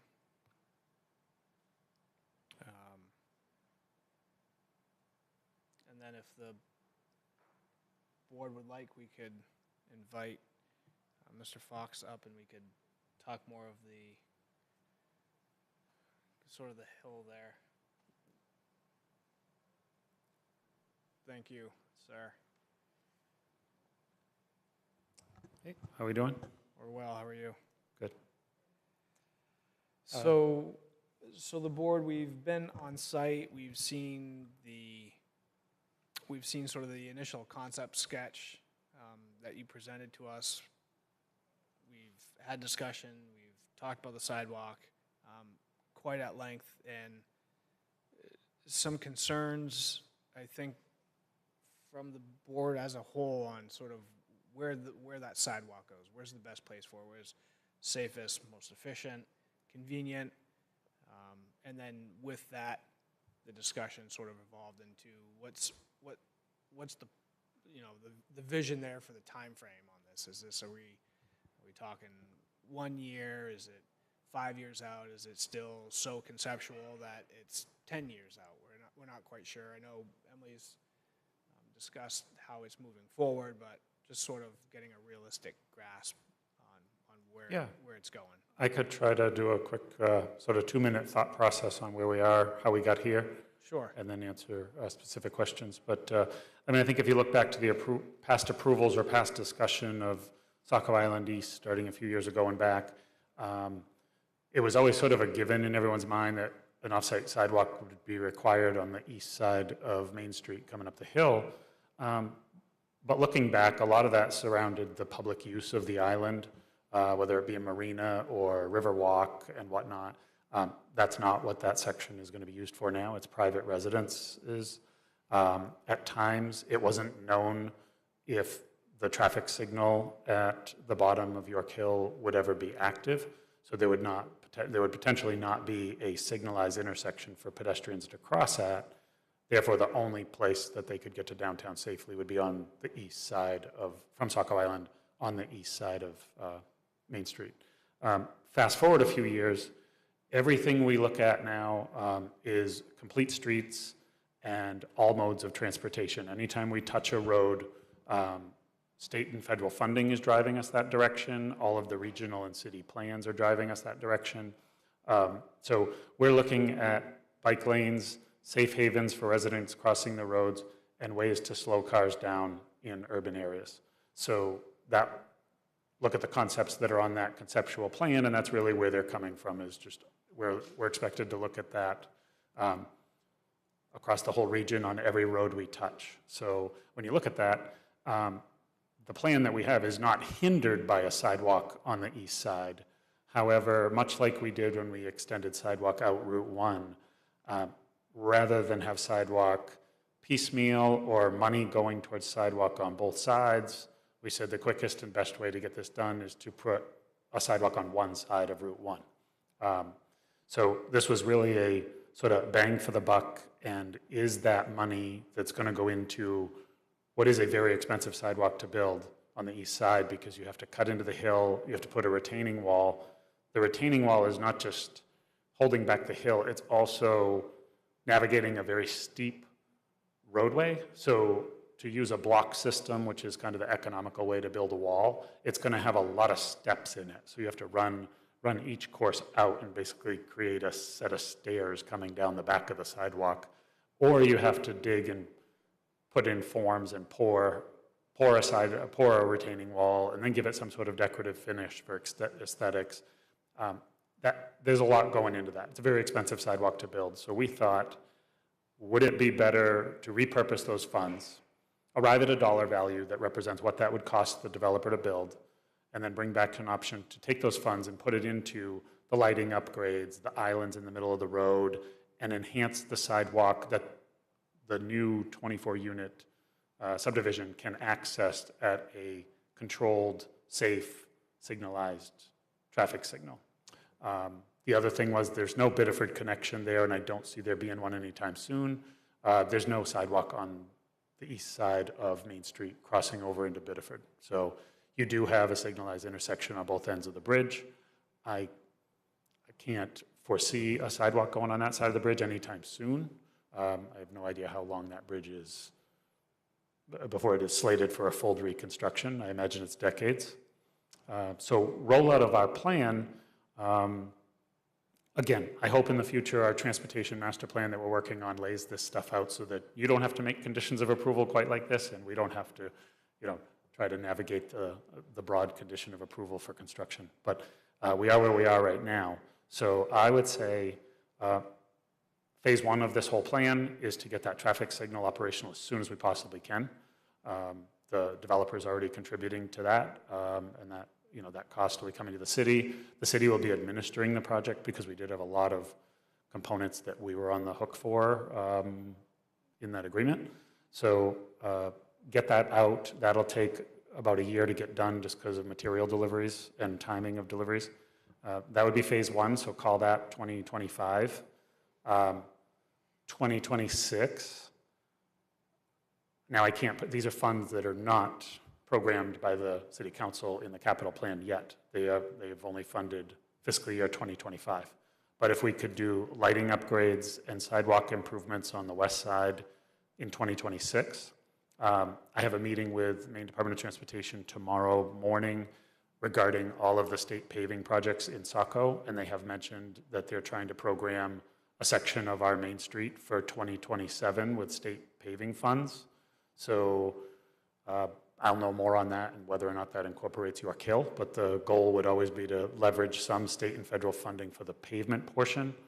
And when the paving happens, so if that's 2027, that means we've done the traffic signal, we've done all the underground conduit for new lighting, we've enhanced the pedestrian activities, fixed curb, whatever it might take in 2026, and then 2027 put final pavement on and incorporate whatever the final design or choice is for the safe haven islands at the crossings, the islands that would create, the idea was to create turn pockets coming up the hill so that you're not, cars going down the hill, we want them to feel like they should slow down a little bit so they're not coming to a stop at a red light while traveling 35 or 40 miles an hour down a hill.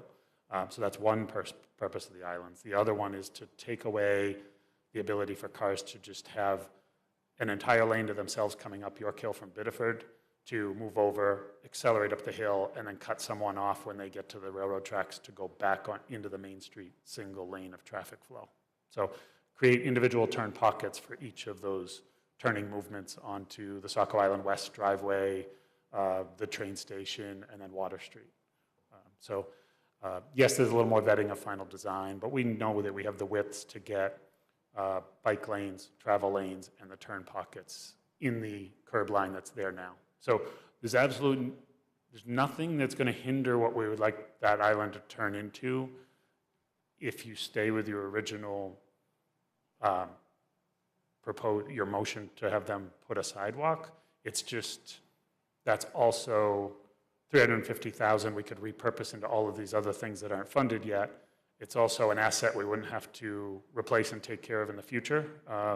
Retaining walls, if it ends up being a poured wall, is going to deteriorate and have issues. And with having to put the sidewalk and lighting in a constrained area, there won't be an esplanade on that side. So the lighting will either sit in the sidewalk or on top of the wall or just behind the wall, which would be a tricky maintenance item in the future.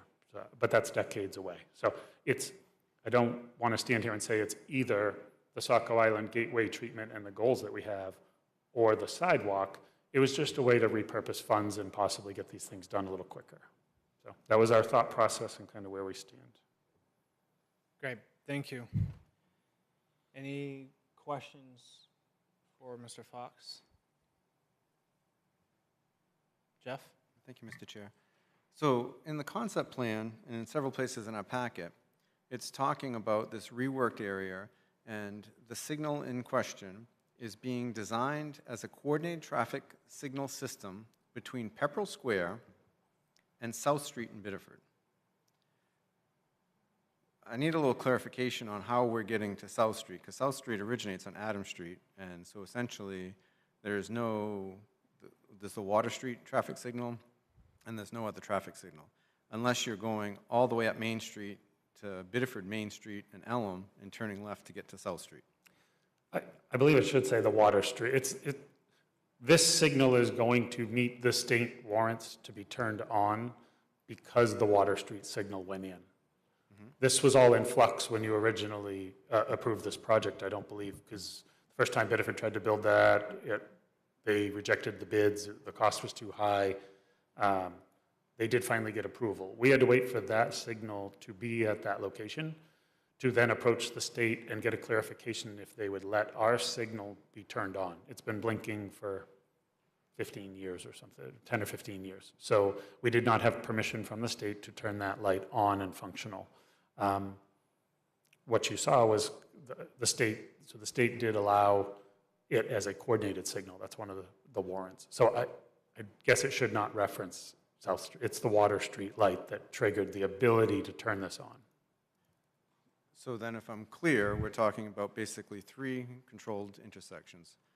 Water Street and Saco and Water and Main. We'll be talking about this new one at the run of the mill, and then Biddeford's Main Street and Water Street.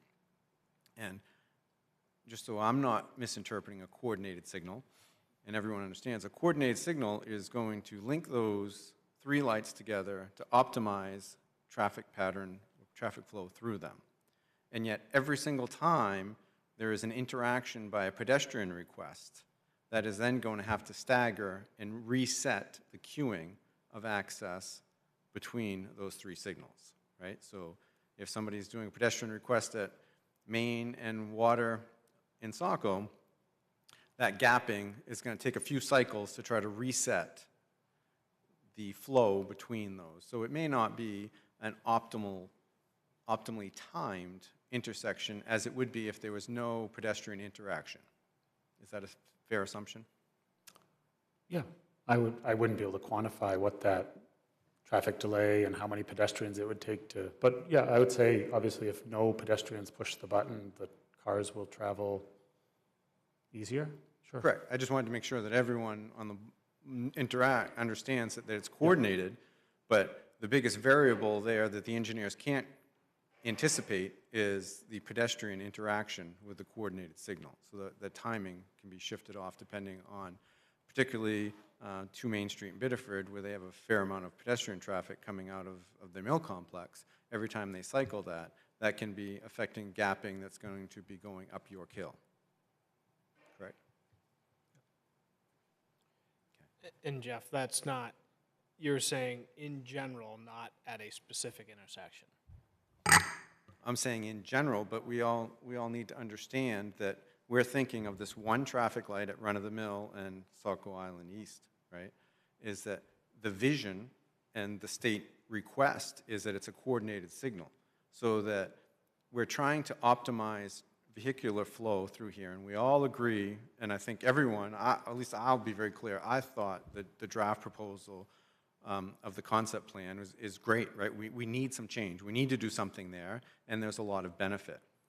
I just want to be clear that, relying on the signals to aid in pedestrian crossings can greatly affect how efficiently traffic flows through there, because it's an unknown variable they can tell you how many cars travel that intersection every day, time of day, right? That's what we do traffic studies for. We do traffic counts for that. But it's the human interaction that may greatly affect how those lights perform. And if they don't perform so well, it's kind of one of the reasons why I'm a proponent of having the sidewalk, is that gives people another option, and they're not interacting with the traffic at all. They can go to 2 other ends of the coordinated system. They go to the Water Street in Biddeford, Water Street in Saco. They're at the end, and they're not affecting timing between the 2. I would say of the 3 intersections, without doing a pedestrian wayfinding study, of the 3 intersections, this one is going to have the least amount of pedestrians crossing Route 1. I'm sorry, Main Street. And if you build the sidewalk on the east side, that only takes care of the pedestrians that want to access things on the east side of Main Street. So anyone trying to go to the train station is still going to use the crossing at the new signal. Anyone trying to go to Run of the Mill is still going to cross there. So it would, if you build that sidewalk, it is an expensive sidewalk if the main goal is to remove the pedestrian activity that wants to service the east side of Main Street from Pepperell Square north. Because that's all that you're going to alleviate by building that sidewalk for actual pedestrian activity for the intersection. Well, I guess I just wanted to point out that that's going to affect activity, but anybody who's walking out of Saco Island East and wants to do anything on the east side of Main Street in Saco, they want to go to Saco Scoops, they want to go to Pepperell Square, having them avoid crossing the road two times is a much safer option if they can simply walk up the hill on the sidewalk, is my thought. Yep. My second question is on both of the proposed photographs, we have the marked up one in the packet that was presented to us and to the council. The bridge that crosses from Saco to Biddeford on the easterly side, on both Biddeford and Saco, there's a large paved area that's outside of the guardrail, but yet it's enclosed with a stockade fence. Isn't that kind of or it's enclosed on the fall side, the river side with the fence. Isn't that kind of intended to be like an overlook on both sides of the river? I mean, it's wider than a sidewalk. It's probably 7 or 8 feet wide, and it's fully paved. It just seems a little bit unique that we're not thinking, or is that the state's plan in the bridge abutment on both sides, that they were anticipating sidewalks on both sides in a future bridge replacement, because the abutment is large enough for a sidewalk on both Biddeford and Saco side? I hadn't looked to that, so I can't speak to that.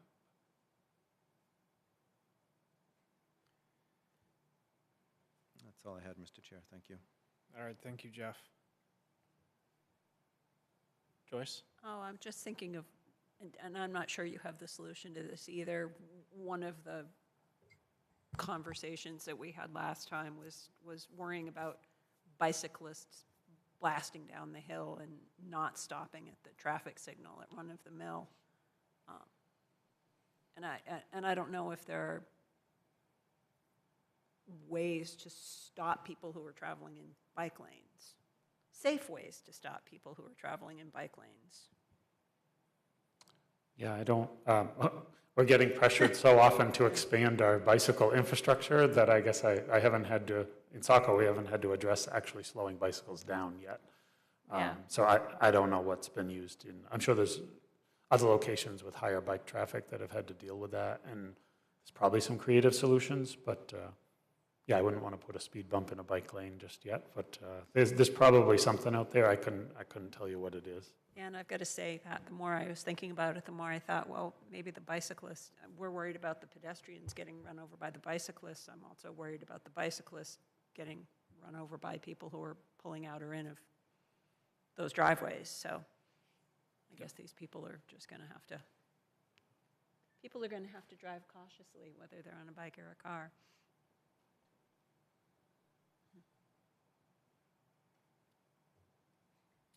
Thank you, Joyce. Any other thoughts or questions for Mr. Fox from board members? Or for Emily, or for the applicant? Mr. Chair, for Emily, I was wondering, 2 places in our packet it said different staff had requested clarification about the applicant's right to construct the mail kiosk and the gravel driveway within the CMP easement. Was there any formal resolution or finding on that?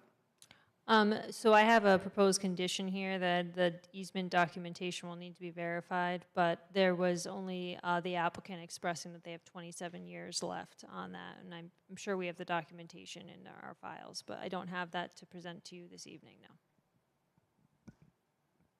Thank you.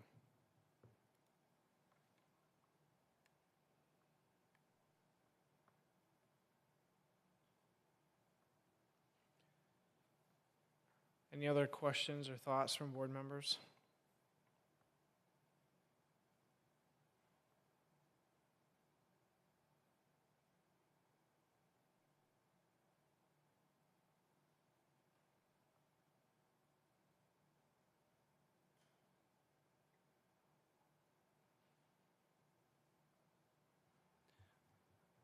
Mr. Chair, for purposes of discussion, I'll make a motion to approve the draft findings of fact that have been prepared for us dated July 29th. Thank you for the motion, Jim. I'll second. Second by Joyce, thank you. Motion made and second to adopt the draft findings as fact as presented. Any additional discussion? Those in favor, Matt? Yes. Jim? Yes. Carrie Lynn? Yes. Joyce? Yes. Jeff? Yes. I vote yes as well. Motion passes 6-0. Mr. Chair, I'll move that we approve the conditions of approval for Saco Island East as prepared for us dated July 29th. Thank you for the motion, Jim. I'll second. Second by Joyce, thank you. Any additional discussion? So, Mr. Chair, Yes. just to be clear, that is going to have the amendment of paying the fee in lieu of building the 850 feet of sidewalk, correct? Thank you. Yes. Meaning as part of the application and the request is the modification of existing condition number 22.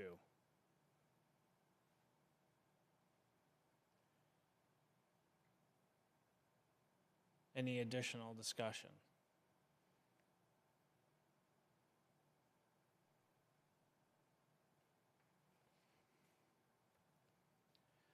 Those in favor, Matt? Yes. Jim? Yes. Carrie Lynn? Yes. Joyce? Yes. Jeff? No. I'll vote no as well. Motion passes 4-2.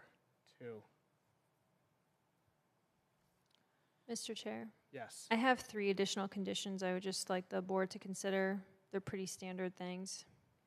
Okay, yes.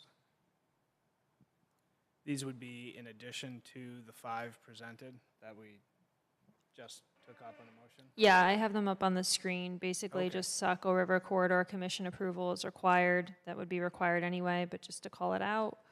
The note about the easement documentation for legal review and an updated site plan set noting these different structures for the planning board signature because we need to amend it for the registry record.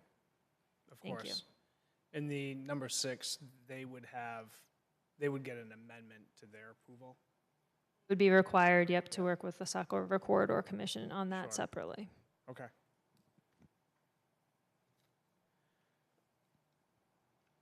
Mr. Chair, I'll move to add as conditions of approval number 6 through 8 as prepared by the city planner. Thank you for the motion, Jim. Second. Second by Jeff, thank you.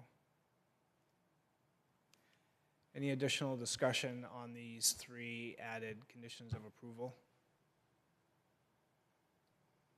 Those in favor, Matt? Yes. Jim? Yes. Carrie Lynn? Yes. Joyce? Yes. Jeff? Yes. A vote yes as well. Motion passes 6-0 to adopt the 3 additional conditions, 6, 7, and 8.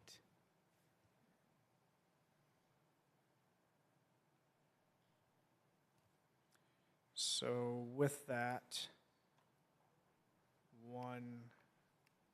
remains one final motion. Mr. Chair, I'll move to approve the applicant's site plan amendment request for Saco Island East, Isle Avenue, map 37, lot 6, with the findings and fact and conclusions of, and conditions of approval as amended. I'll second. Thank you for the motion, Joyce, and the second, Carolyn. Any additional discussion on the motion? Those in favor, Matt? Yes. Jim? Yes. Carrie Lynn? Yes. Joyce? Yes. Jeff? No. I vote yes. Motion passes 5-1.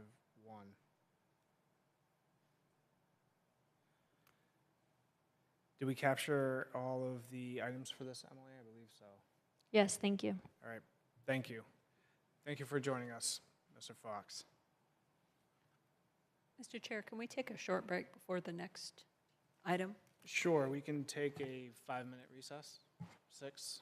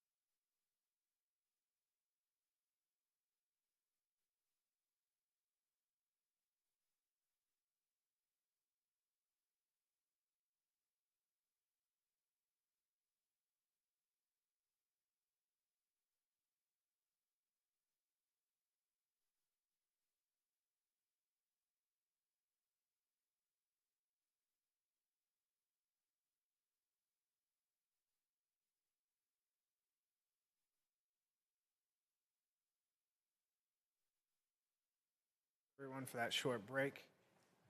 We'll continue this evening with our next item on the agenda. This is 40 Buxton Road, map 88, lot 10. And this is for a storage building at the Saco Middle School presented by Haley Ward. And this is a continued application of completeness review and a public hearing for a site plan amendment. And this is in the West Residential Zoning District. Do you have anything to add, Emily? So the applicant had submitted materials, like some updated materials based on, in response to board's comments.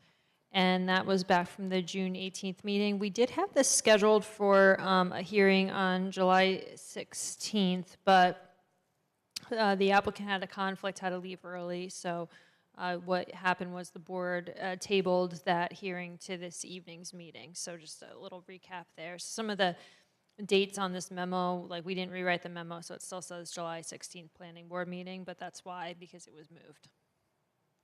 And I believe the engineer is with us here tonight. Thank you. All right, thank you, Emily.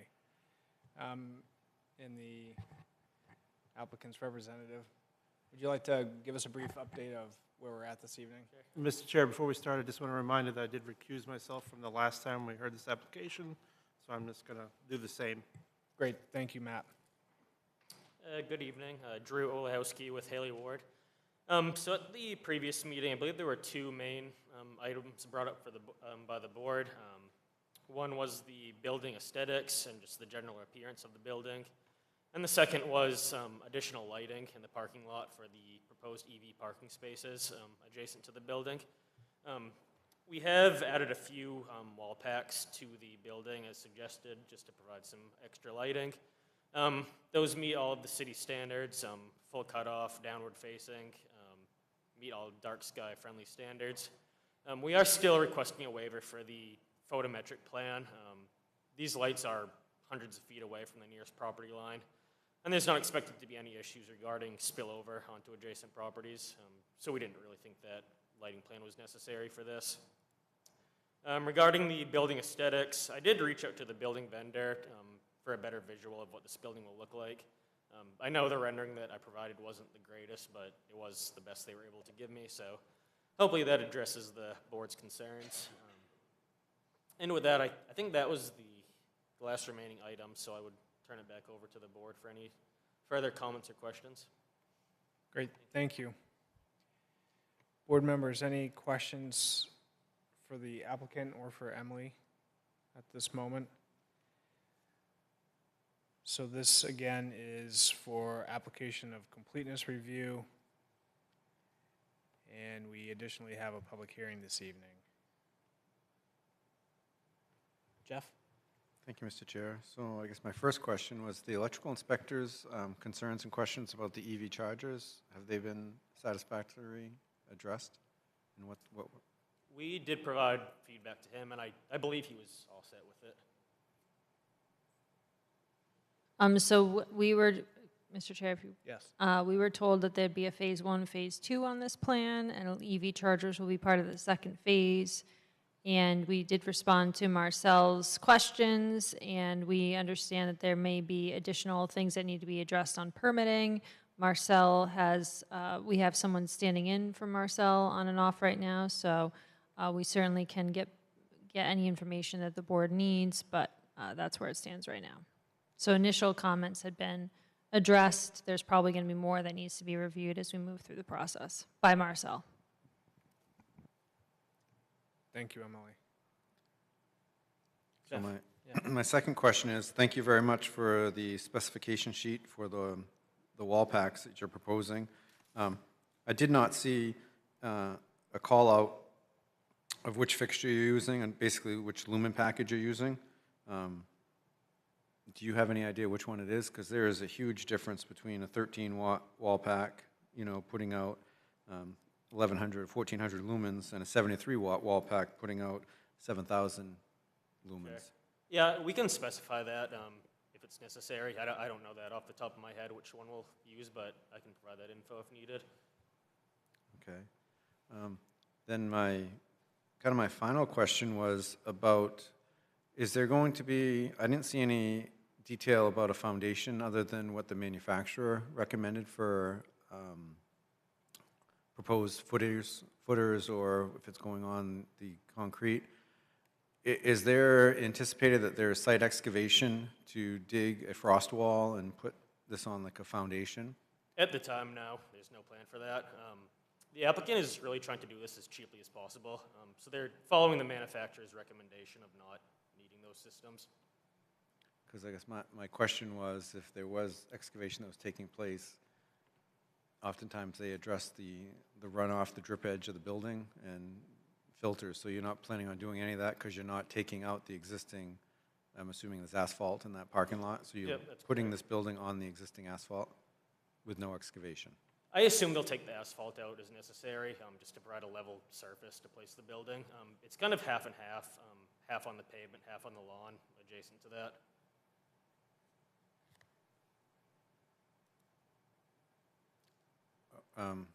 Okay.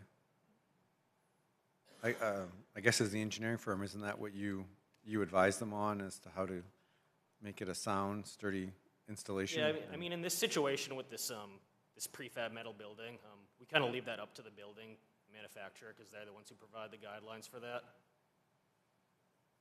And that is included within their package that they provided. Yes, and that's why I asked, because it looks like they have one to put it on existing pavement, and then they have one that talks about, you know, a footer, a concrete reinforced footer with the anchor bolts. Just kind of wondering about the stability. Usually there's some collar ties at the base of these buildings so they don't want to push out with snow load. But I didn't know if there was excavation and if it was a concern to the board and city departments about starting to do some drip edge filtering and grading away from. So, I mean, if you just plop this building on the existing asphalt, is the water runoff going to run under the wall into the building as it drains across the parking lot? Kind of like you just... We are proposing some grading within front of the building, cutting out that existing asphalt and regrading sort of a swale so it continues to the east as it does currently. And that is shown on our plan. Okay, thank you, Mr. Chair. That's all I have for questions at this time. Thank you, Jeff. Any additional questions or thoughts from board members?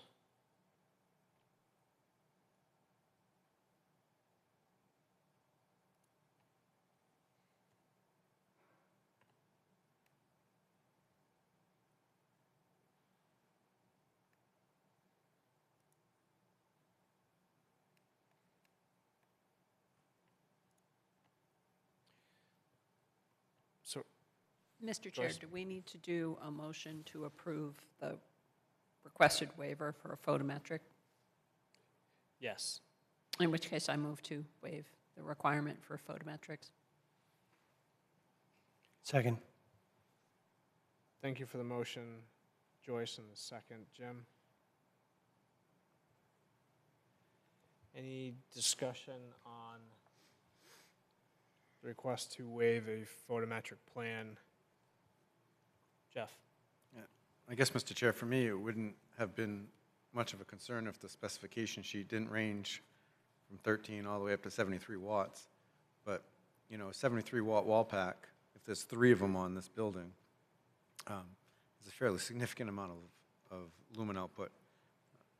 I don't know if most of you are familiar, that's pretty much like the wattage of the streetlights that they'll use at a relatively major intersection. For each one of these wall packs, they'll be mounted 14 feet off the ground. So there's a pretty wide range here. I guess if they had selected and told us it was going to be a 17-watt wall pack, I'd be pretty comfortable with waiving the photometric plans, but we have a huge variant here on what was submitted, and I guess I'm not necessarily comfortable at this point in waiving that. Thank you. Thank you, Jeff. Do you think that's something we could capture in the conditions of approval? Maximum output?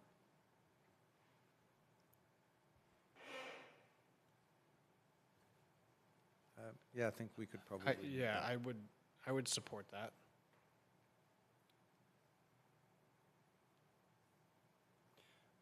Mr. Chair, I'm not sure what those limits would be, but I would certainly trust Jeff's recommendation.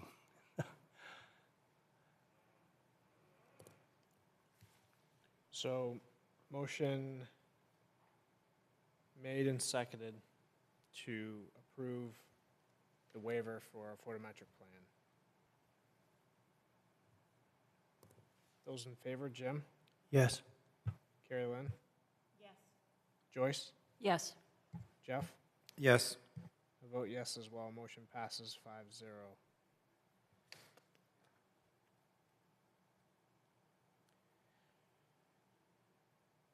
So with that, the application for completeness.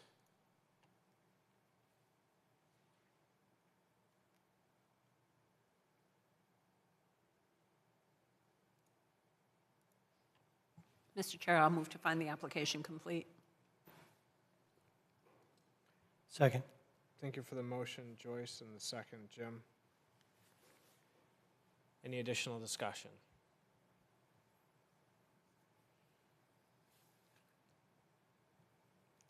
Jeff? I don't know, I just feel like this is a pretty sparse application. I mean, obviously intended to be a simple project, but wouldn't want anybody to think that we're giving special privilege to the town for a town project. I guess I'm a little bit mixed.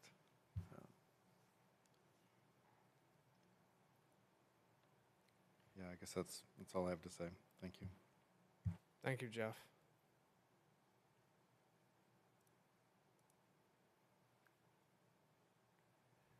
Any additional board member thoughts or concerns? Discussion items on the motion? Did you ask for a vote? I'm about to. Okay. All right, those in favor of finding the application complete? Jim? Yes. Carrie Lynn? Yes. Joyce? Yes. Jeff?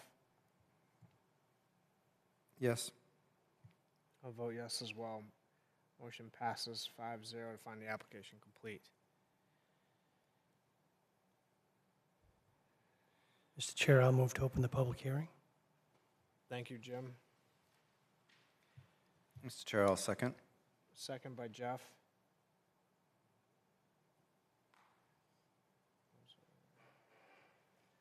Those in favor of opening the public hearing? Jim? Yes. Carrie Lynn? Yes. Joyce? Yes. Jeff? Yes. I vote yes as well. Motion passes 5-0 to open the public hearing.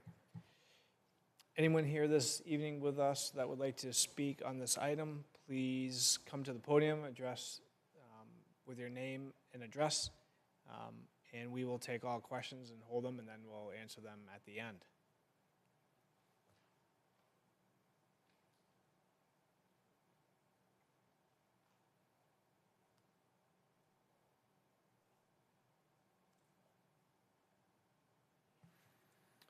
Mr. Chair, seeing no one has appeared to participate in the public hearing, I'll move to close the public hearing. Thank you, Jim. Second. Joyce for the second, thank you. Any additional discussion? Those in favor of closing the public hearing, Jim? Yes. Carrie Lynn? Yes. Joyce? Yes. Jeff? Yes. I vote yes as well. Motion passes 5-0 to close the public hearing. All right. Discussion amongst the board here. Any questions, comments, concerns? We can start with lighting if we wish. Waived the photometric plan. We have some specifications here on some light fixtures. I agree with Jeff. There's a little bit of range here. We could have a nice security glow, or we could have a workshop out there. So, as the board can anticipate, I support a warmer color temperature in the light fixtures. And I believe from the discussion we had early on with the applicant, it was sort of a security lighting sort of element out there, not necessarily looking for lights to work on vehicles or whatnot, but we can always ask for input from the applicant here, but we can have the discussion of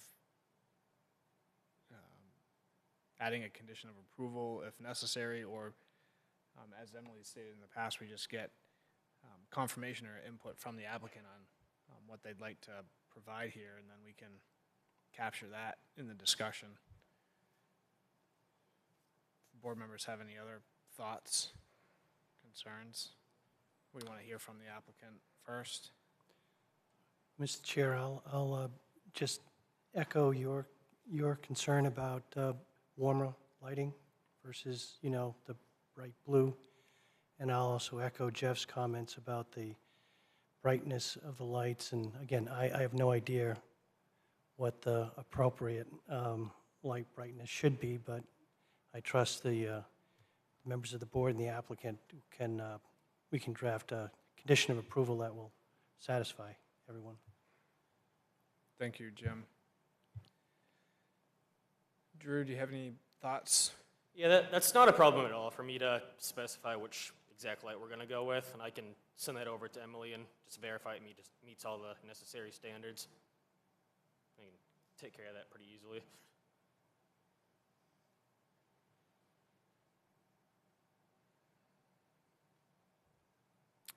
Any other board thoughts or concerns, questions?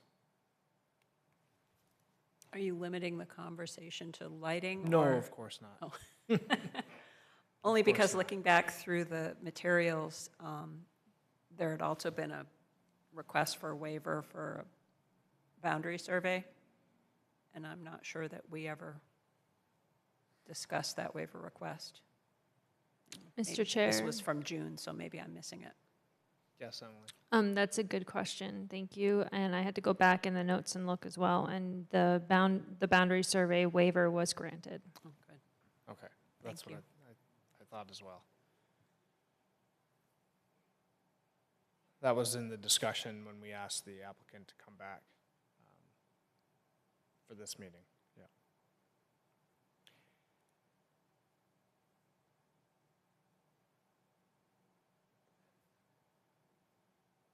Any other items of concern for board members?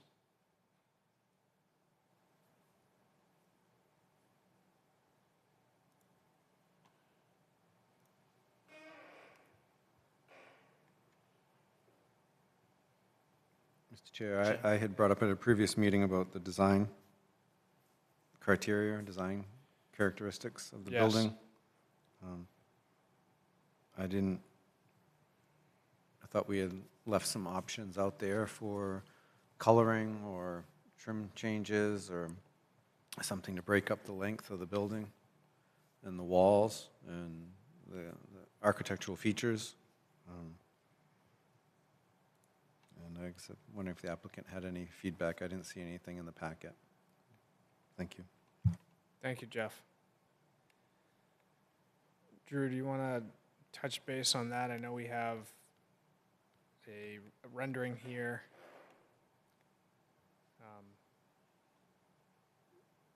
Yeah, I wasn't able to get much more out of the building vendor than what I provided to you already. Again, we're really just replacing those existing sheds out there with another shed. So I don't think the aesthetics of it versus what's there now are all that different. Oh, thank you, Emily.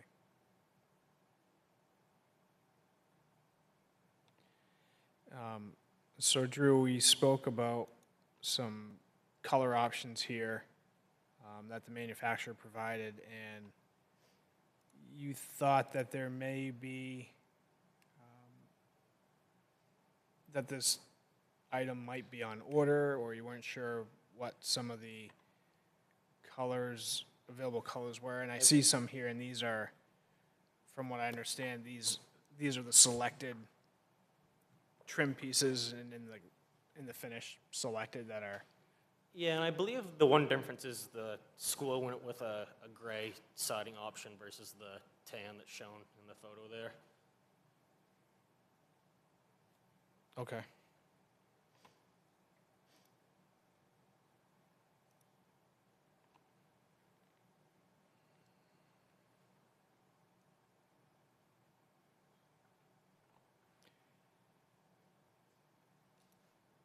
So gray is the color selection, Jeff.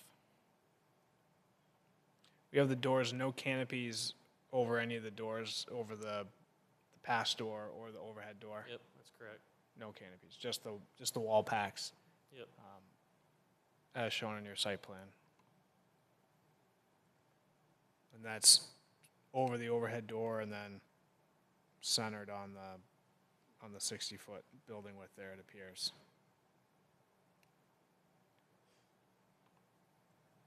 And there's a door on either long side also?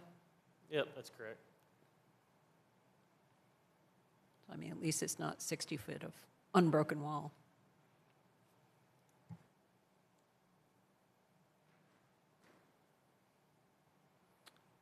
And I believe I understood from one of the last meetings that you attended that the school department's already purchased the building? That's my belief, yes. I did try to check in with my contact, the facilities director, Gary, but he recently resigned and went to a new role. So it has been a bit difficult to get answers, but I believe they have purchased it already. So if they've already purchased it, they've already purchased all the trim pieces, the roof, the sides, everything? Yeah, I believe so. Framing? It was all one package. Okay. Again, they were just trying to go with the cheapest option possible for this, just due to the nature of what it is.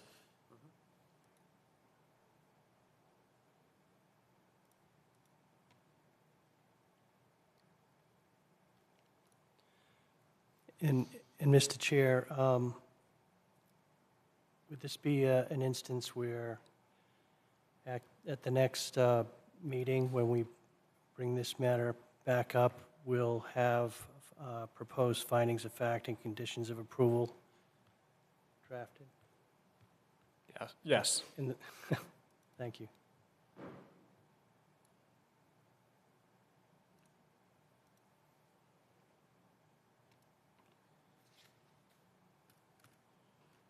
Any other questions or comments from board members?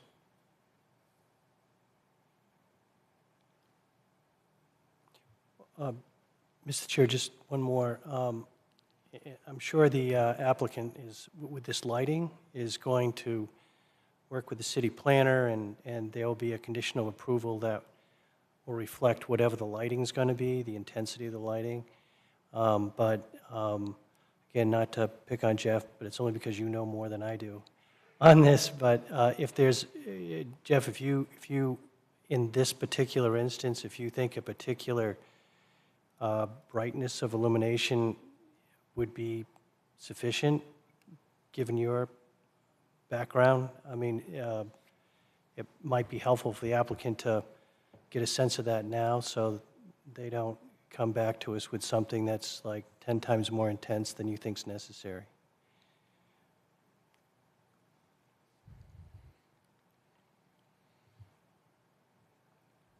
Do you have any thoughts, Jeff? Mr. Chair, well, The pressure. I guess in the best quality of light, because you guys have, two of you have mentioned that you didn't want this big glare bomb, this high-intensity spot. One of the best techniques is, you know, a little less wattage, more fixtures to create a lighting uniformity ratio along the building.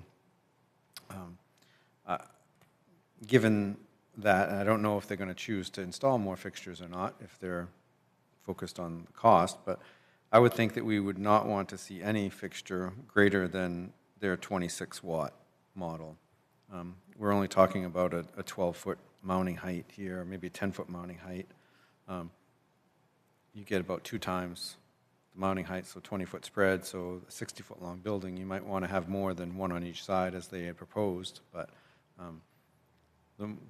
you know, if they could come back with 19-watt ones and have, you know, 3 on one side and 2 on the other, I think that would be very, very realistic to achieve the goal. Keep in mind, too, is that, you know, in my opinion, we're talking about future EV chargers, right? We're trying to create a pocket of lighting around this building so that people can feel safe, getting to the cars, and there'll be a shadowing effect. So having a couple more fixtures, particularly on that side, I think would be beneficial. So, thank you. Thank you. Thank you, Jeff.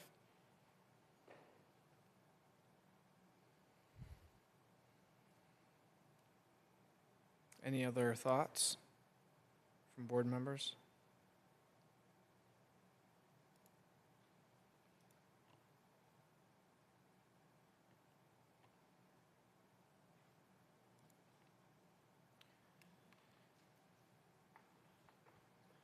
So Emily, if the board would like, we can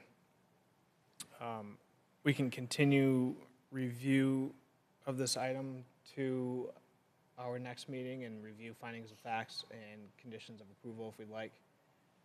Yes.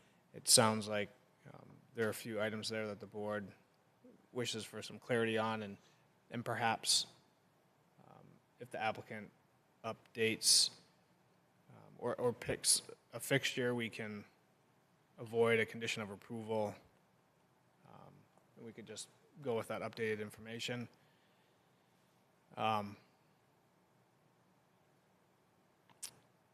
As far as the design review on the shed, heard some questions from board members about some color and clarifying information.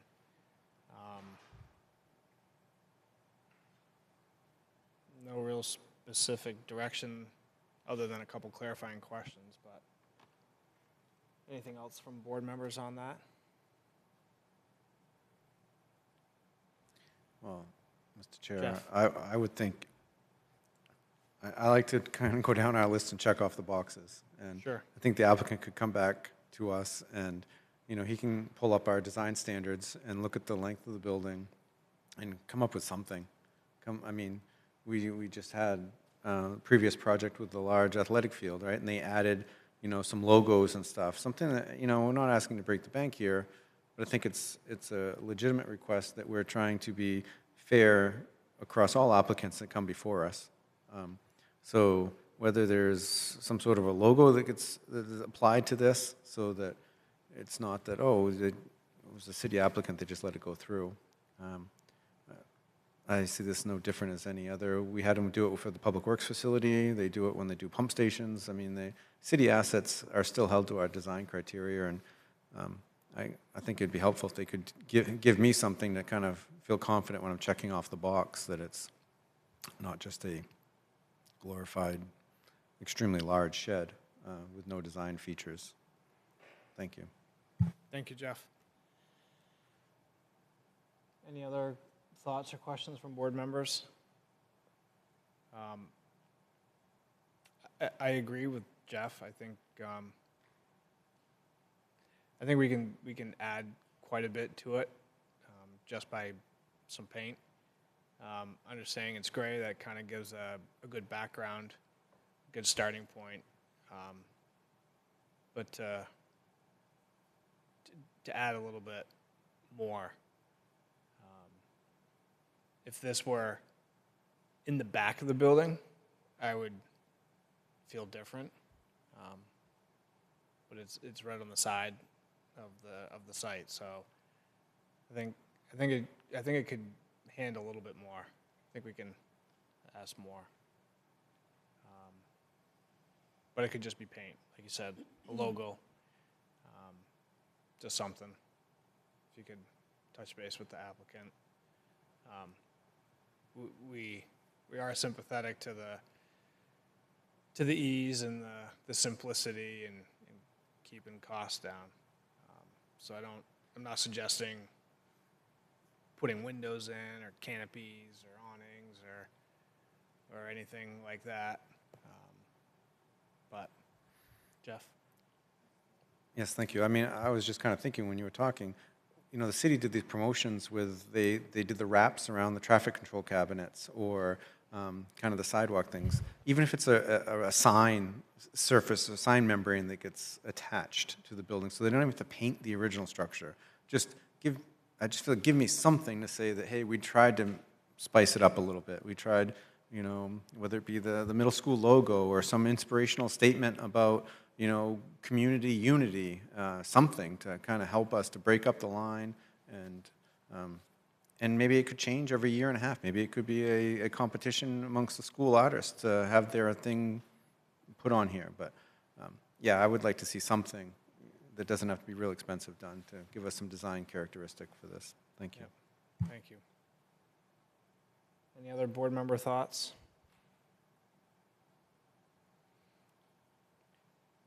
All right, so with that, perhaps a motion to continue, and if the board would like to, Emily, do we have a specific date that works that you feel comfortable providing findings of facts and conditions for review?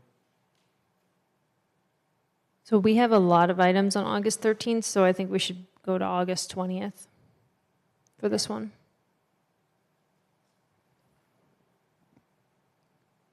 All right, thank you. Mr. Chair, I move to continue this application review to the August 20th meeting. Thank you for the motion, Jeff. Second. Second by Joyce, thank you. Any additional discussion? Those in favor, Jim? Yes. Carrie Lynn? Yes. Joyce? Yes. Jeff? Yes. I vote yes as well. Motion passes 5-0. Thank you. All right, thank you, Drew.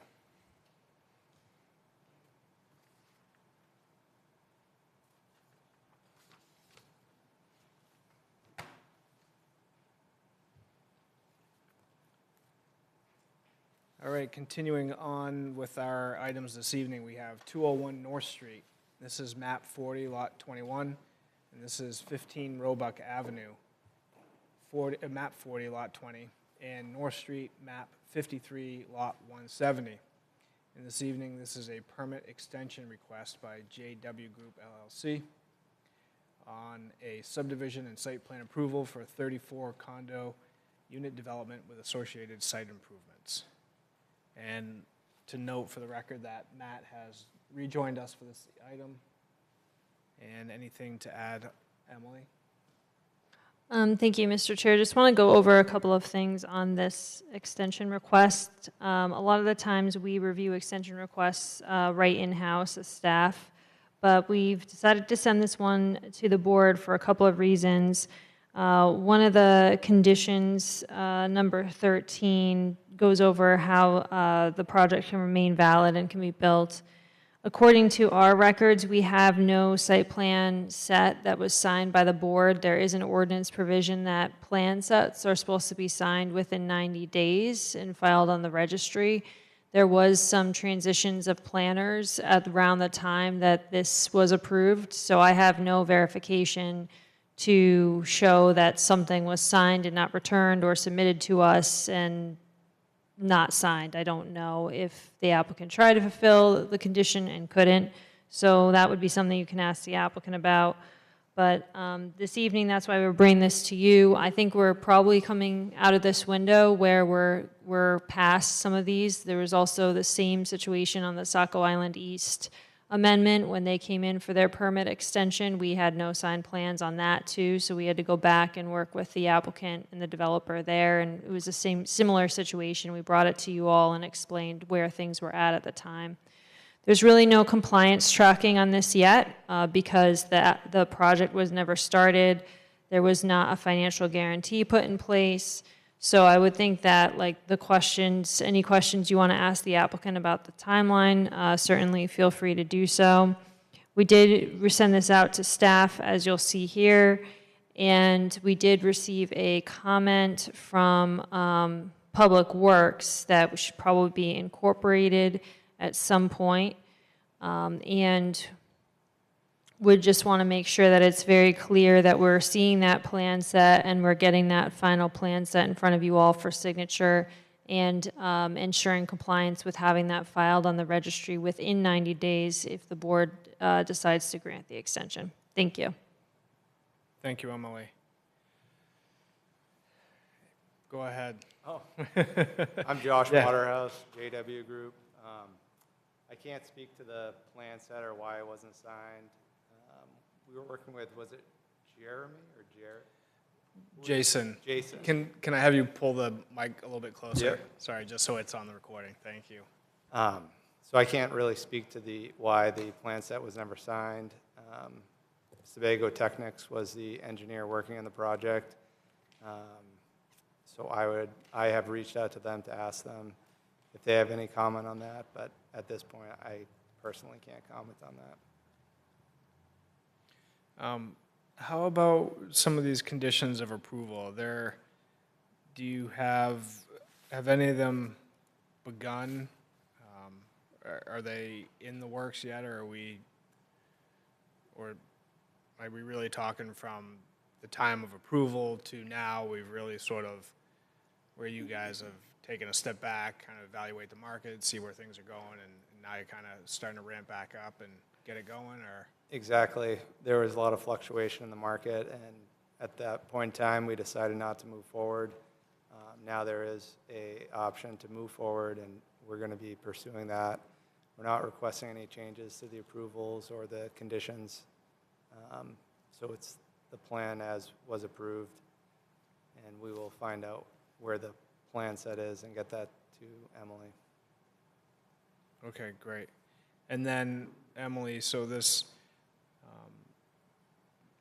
one of the documents here from Jason on August 17th, he was able to provide a little letter of next steps with 7 items. I mean, have those items changed as part of the current process with your office, or would it help to provide an updated letter to this, or is it still appropriate for the applicant? This is still what we do. We just, and thanks for asking that, we just require everything that's here to be submitted before we even schedule a pre-construction meeting. So it's a little bit different order, but we can certainly provide a cover memo or letter to the applicant based on whatever your decision is. Okay. Great. Any questions from board members for the applicant or for Emily on this item?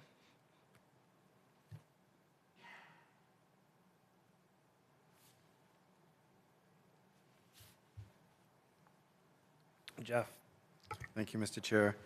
So I did some reading through this, and I went back to their August 2022 approval to kind of see the packet, because I hadn't really seen the proposal before. I wasn't on the board at the time. And, I mean, it just kind of brought up a few flags. One of the things that I noticed was the letter of available funds from the Bank of New Hampshire wasn't a financial guarantee for the project, and then Emily just pointed out tonight that it was never even, there was never everyone posted. So at the very least, I think that we would need an updated letter of intent or a financial guarantee for this project. I would question then sewer capacity. You know, depending where they're planning on tying in, we have Mr. Labonte's project that was just approved on Roebuck Avenue. Is they still capacity to serve? I feel like that needs at least a review before we extend. Main water, they had listed in his packet of 45 PSI static on North Street in a 12-inch main. We've had a fair amount of growth since then. Maybe we should get an updated capacity to serve. I mean, I think 40 is their kind of cutoff point, if I'm not mistaken. And then some of the traffic concerns. Their application had noted the Spring Street intersection as a high crash area, and you know, I think his project was going to generate like 216 weekday trips, or daily weekday trips. Have any of those intersections, particularly the Spring Street one, dropped below level of service D since the time? I think that these are all items that we need to, you know, reevaluate. I know one of the conditions was tree trimming. One particular intersection needed some vegetation cleared to get line of sight or sight distance. I mean, not that I'm opposed, but I think that, you know, we have a little bit more efficient ship right now with our planning department and getting these. And this is a renewal time to kind of maybe tighten up a few loose ends. And I think with their review and our review, we can get through it. But in my point of view, if I'm going to vote for an extension, I think we should at least have some of these capacity to serve letters re-verified, given the changes that have happened in the last 2 years. And particularly, when some of the reviews will say, yes, we're incorporating the numbers of approved projects. And sometimes it says that they don't. And one of the traffic reviews said the numbers of the other project wasn't included. So I guess for me, it's kind of a fresh set of eyes now. Hopefully, Maine Water and the Sewer Department, or wastewater, water recovery resources will have Mr. Labonte's project, and they can just, that's the standard review. I think it's prudent before we approve an extension that we get updated information from our prevalent departments. Thank you, Mr. Chair. Thank you, Jeff. Could I speak to that, or? Yep, hold on one moment. Any additional questions, comments, thoughts? I guess I'm Board? just Joyce? wondering if this was an approved plan, if Labonte's project used the counts for this project, because this was approved first. So, yes, I'm going to shift to Emily here because she's going to guess what I'm going to say, though. So we've had, in all of our discussions and every sort of large project we have before us, we always bring up the traffic and sewer and did we account for this project and did we account for that project? So based on all the discussions we've had to date on past projects of, it doesn't matter what size or capacity, when it meets these requirements, they have to meet all these projects. So regardless that this hasn't started or not, it's approved and on the books, and we're still within that 24-month window. So all of those projects had to include this project. And then as we continue and as the projects do get built out, then that's where the actual counts come in versus the design counts. Is that correct? That's a good summary. And then just for water resource recovery, we do have a comment here. They did review the extension request and they don't have any issue with it as long as the conditions of approval are fulfilled. Thank you. So continuing on that, Emily, any of the documents that are part of the approval here, have any of them expired? I know the approval is good for 24 months. So, for example, financial capacity, does that carry a time frame? So the time frame is not so much on financial capacity, but I think like a question that normally comes up when we do these is, does JW Group LLC have right title and interest to the property? And that was one of the reasons why I asked both owners to sign on. So like usually those are the types of questions, like has the purchase and sale run out for right title and interest? Those usually have like dates that expire on them. Why wasn't the plan set filed, which we don't really know the answer to. Certainly why the project wasn't started is usually a question. As far as like capacity to serve, I think it's a really good question, but usually those, like you say, are built in for a number of years. That's why we have 2 years, because they'll roll off as far as planned projects. Same with traffic. We did go back out to Public Works. One of the things came up with a comment that Public Works has asked the board to look at incorporating, and then we would still need to review everything before that's required before pre-construction meeting. And yes, we are more thorough than perhaps the department had previously been, or more detailed. I'm not sure how to put it, but we would definitely be vetting those plans, and we would need those plans in hand and have you sign them before we can move forward. signed plans before we can move forward with granting an extension or the With project? construction, for the applicant to move forward through Okay. construction. All right, that's what I thought. My preference would have been to have the plans here tonight for you all to review, and I asked the applicant to provide the plan set, so, but at least we got the letter requesting the extension here, so. Okay, so, and again, that's still within the 24-month period. So- Yes, you have to request before the 24 months is up. Sure. So, staff has requested a few items. Jeff has asked a few questions. I think in maybe clarity to understand anything that holds a time frame that I guess it's on for staff for due diligence, financial capacity. If the bank letter says it's, this is good for 90 days or 6 months, or I'm not sure if that's relevant to this project, but just ensuring it is. But I guess where this is an extension request within the time frame, I don't think we can. Not to say we can't do it. Well, I guess that's what I'm saying. We can't go back.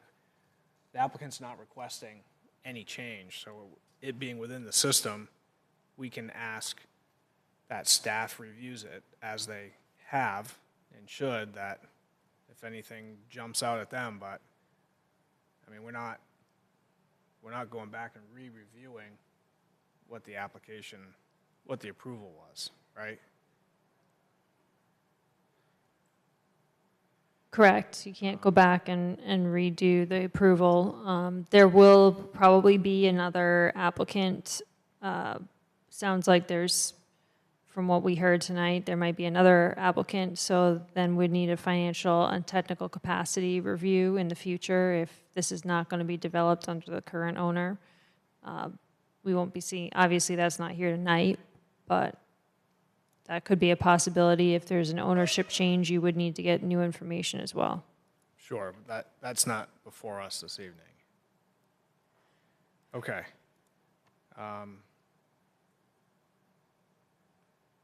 Any other questions, thoughts from board members? Jeff? So I understand that we have pretty good control over water recovery resources and how they're keeping their math when a project's approved. We don't have any control over main water and how long they might keep capacity approvals.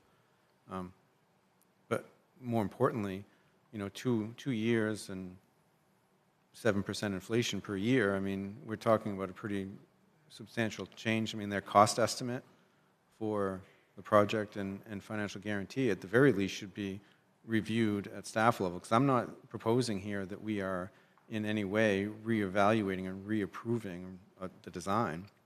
But I think there are some key elements that are in there to protect the city in a financial capacity that should be updated. It's going to take, it's not necessarily on us as a board, but it needs to be confirmed and vetted that, the applicant has technical and financial capacity today to do the project and for the next 2 years. That approval was, 2 years old, and a lot has changed in the economy since then. The applicant said that's why they didn't build the project. So I think we should at least have a financial guarantee or financial approval letter that he can afford to build the new prospective cost of what was approved. I don't really have any desire to reevaluate the plan, but we should at least know that they have the ability to get it done financially. Thank you. Thank you, Jeff. But it sounds like that's something that wasn't provided yet, correct? The cost estimate worksheet and financial guarantee have to be provided to the city before your pre-con meeting Yes. now. And there is a clause under our subdivision ordinance that requires a financial capacity letter for a development review, and it asks for a cost estimate to go along with that letter. The financial guarantee letter is what comes from the bank, has expiration clauses on it, and that's all done after approval with the staff. We have it sent to city attorney for vetting. We use the cost estimate for the basis of that financial guarantee letter. So if we're talking about the financial guarantee letter, which is needed to move forward with the project, we don't have that yet. That's something the applicant will be required, or the developer will be required to present to staff and be reviewed through the post-approval process. If we're talking about the financial capacity letter, that's something we ask for during subdivision review process, and we usually ask for a cost estimate associated with that financial capacity letter to be brought before the planning board. As far as the ones I've seen, they haven't had clauses of expiration because they're not guarantee letters yet, they're capacity letters. We can certainly go back and answer any questions the board may have about that. We did not do a vetting of the capacity and technical capacity letters for this evening's meeting. Sure, thank you, Emily. And yes, to clarify my comment before, it wasn't the financial guarantee, sort of that second piece, not to go back on an old letter that was part of the document package, but some of that first step. So I know there's that whole list that you're working through, but that was sort of the piece. I wasn't sure if you had that, if that had begun, but okay. Right, but you're saying the financial capacity letter relates to the cost estimate. So if we're using an old financial capacity letter and an old cost estimate, then the financial guarantee is somewhat meaningless or 2 years old. Yeah, I think where this, Emily's saying, where this hasn't, the cost estimate worksheet hasn't been submitted with the financial guarantee, and that would have done, or would have happened earlier. It hasn't, so there has to be some level of update. New numbers. Correct. Right. Correct. Because, it is 2 years later, so, yeah, that cost estimate worksheet will probably be different, yes. That makes me much more comfortable. Did you have another thought or question, or as All we're simply asking for is an extension of the approval, financial guarantee, and is going to be reviewed by planning, Sure. Public Works, the city attorney. That's not something that we were asked to do. We're simply asking for an extension to the approvals that every other project, if somebody asked for an extension, would most likely be granted. Sure. You guys are just looking to get going, essentially. We want to make sure the approvals are extended because we paid a significant amount of money to get the approvals. We spent a lot of time on the project, and we're getting things in order to move the project forward. A financial review would be done pre-construction, and a financial guarantee would have to be put in place to start construction on the project. We're not looking to do that. All we're looking for is an extension to the approvals that we paid for and spent a lot of time and energy on. Okay. Any other questions from board members? Jim? So, Mr. Chair, if I understand correctly, the the points that Jeff brought up, which were very good points, it sounds like those are all issues that the city staff would be following up on with the sort of next steps, right, with the financial issues and the pre-construction meeting. So it sounds like we'll have our bases covered there. I'm not sure why it's taken 2 years to get to this point. And a lot needs to happen, I guess, before October of 2024, if I'm understanding correctly. It's pretty darn soon.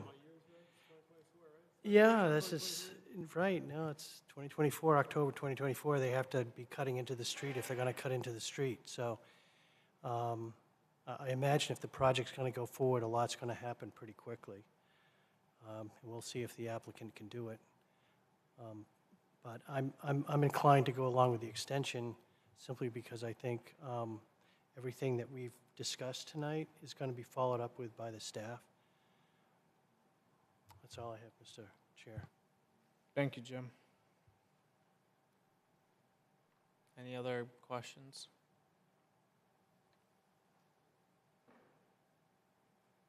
Jeff? So, Mr. Chair, I mean, are we clear about the whole moratorium thing? Jim brought it up. That's kind of the backside deadline, right? That there will be no breaking of the moratorium, or we still, I view the ordinance as very cut and dry, that there is no exception unless it's an emergency. And then we had some interpretation that Department of Public Works can determine which ones get to cut in or not. And I don't know if that's the purview of this board to make sure that we have a condition that, you know, it's not to be allowed to break the moratorium for general construction. I mean, in Joe's comments here, he's mentioned that disturbance beyond that within those roadways are subject to larger pavement restoration, full width, curb to curb, 50 feet.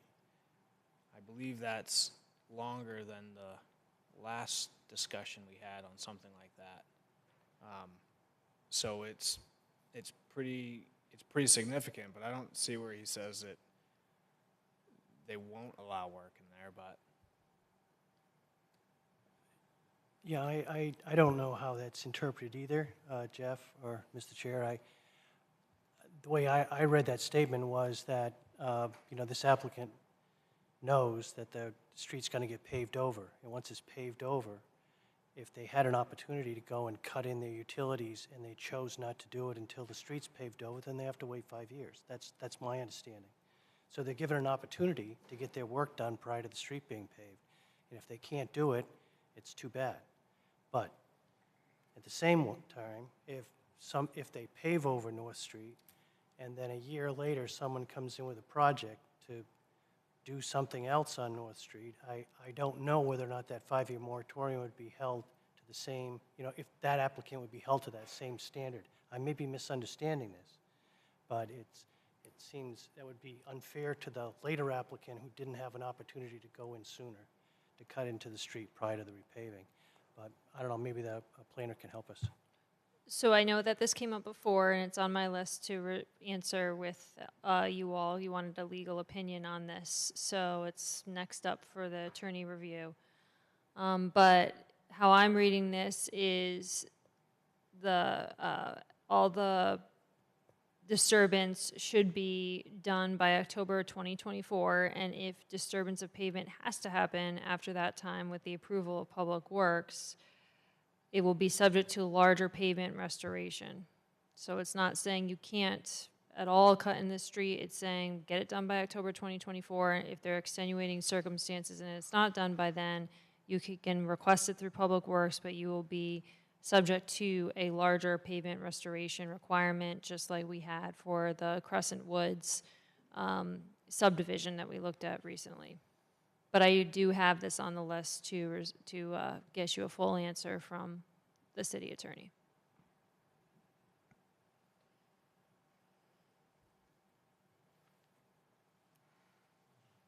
So then there's no reason why we shouldn't approve the extension, because it falls on the applicant to fix this if he has to go beyond that date. So why are we holding this back? We should just approve it. I mean, this kind of seems like we're dragging this on for no reason at this point. Mr. Chair, to the extent that was a motion, I second it.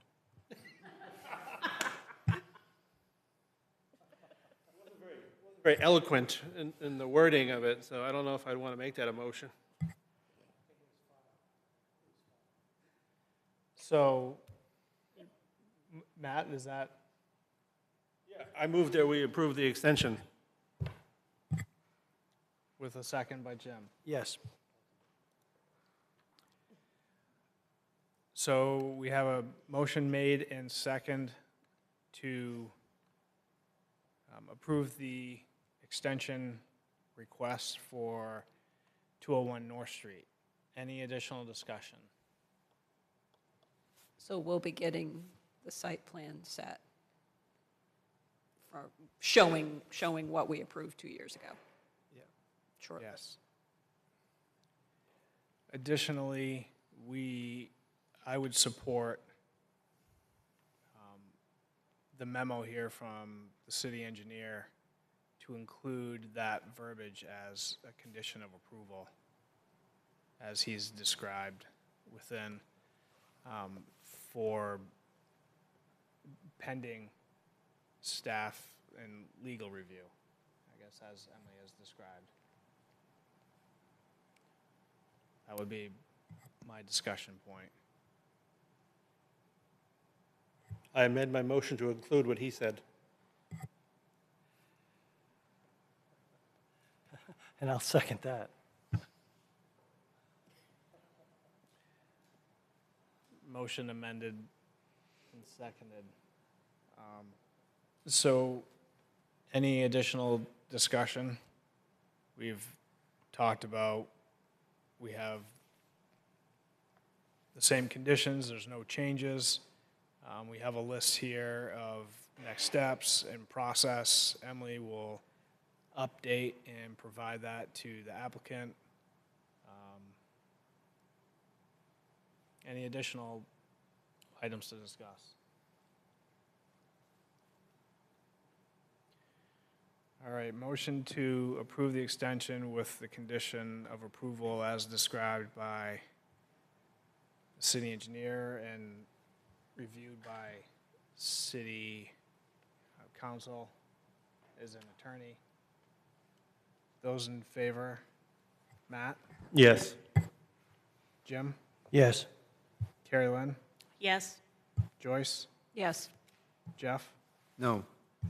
I vote yes. Motion passes 5-1.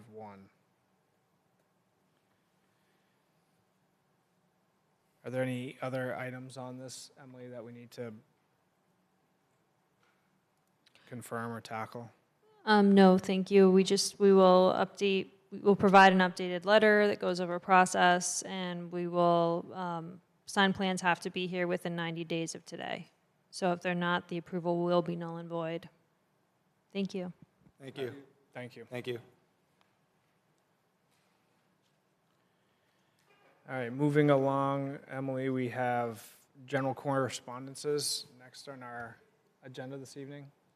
Do we have any to discuss?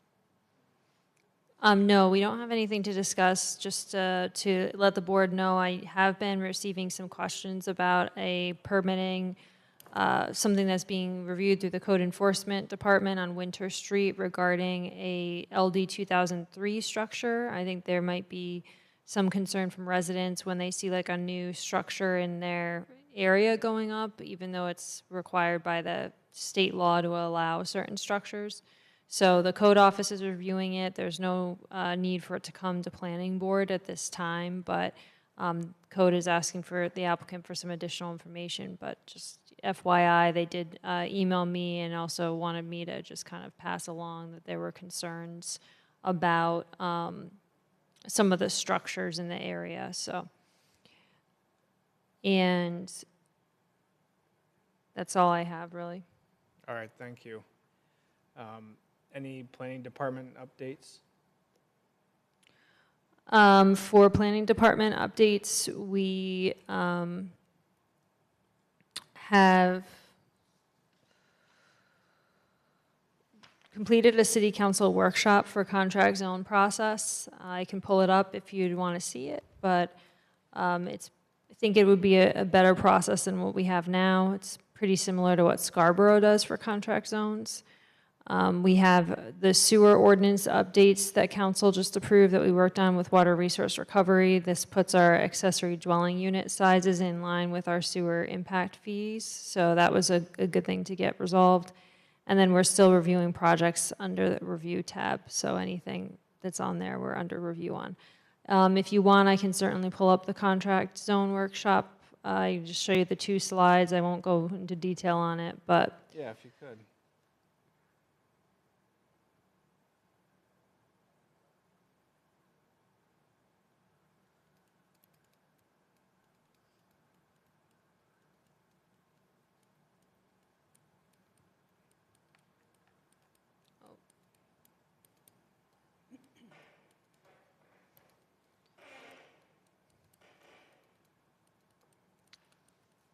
so our current process is not this, and this update would solidify the process moving forward. If we do have a contract zone request that is made to the planning department, the applicant would be required to submit all the paperwork, pay the fees. We would send an initial notice to appropriate parties, and then we would request a sign be put on the property.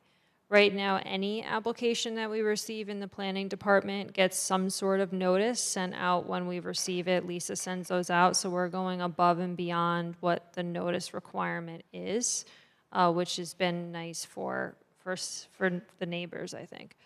So we would incorporate that into this process. Then we would go to an initial staff review. We'd make sure tax collector sign off is done, that all the taxes are paid, liens are paid for the property, confirmation from all departments that any outstanding fees are paid, and would get like initial comments about the actual proposal. Then that proposal, the contract zone request proposal, would go to a preliminary joint council and planning board review. It would be council's meeting to run, but planning board would be asked to provide advisory comments that night. And it would be a public hearing process, noticed in accordance with state statutes. And we would have a guiding principles policy review, so that there'd be some documentation that the discussion can be based off of. And then we would the city council would provide feedback to the requester after hearing from the planning board, to continue the request, amend the request, or to go back to home. So that's where they'd be from that point. If the feedback is to continue the request, then the applicant would next go to a preliminary planning board development review, which would be written specifically around contract zone review process, and we would actually do the site plan review per chapter 179 standards, but on a preliminary basis. We would do any other applicable relevant development review processes, and then the planning board would give its recommendation for the contract zone and anything that should be written into the agreement. The applicant would then return to city council and actually get a final contract zone agreement, so it wouldn't be the back and forth, I think, that might have been experienced previously, where something gets approved in one decision-making body, and then it comes to you all, and you're kind of have an agreement you're working off of that maybe you feel like there should have been more input. I'm not sure, but things have gone, there hasn't been one process, so there's been many different ways that these have been, they go to council first, sometimes planning board first sometimes, so. And then the city council action on contract zone agreement would happen with some findings and conclusions, and they would, there'd be a consistent contract zone requirements template that we would use, so we wouldn't have them written different ways each time. The agreement would be required to be executed by the applicant with a notice of the contract zone filed on the registry. A final agreement would be with several city departments to make sure it gets accurately captured and tracked. And then the applicant, after that agreement is executed and finalized, would go to planning board for a final development review action. And this is where you would give your final findings and actually your final approval on the project. Then we would have a place on our webpage where that contract zone would get posted online so that people are aware of it and can easily access it, and then the staff would provide periodic updates to the city council.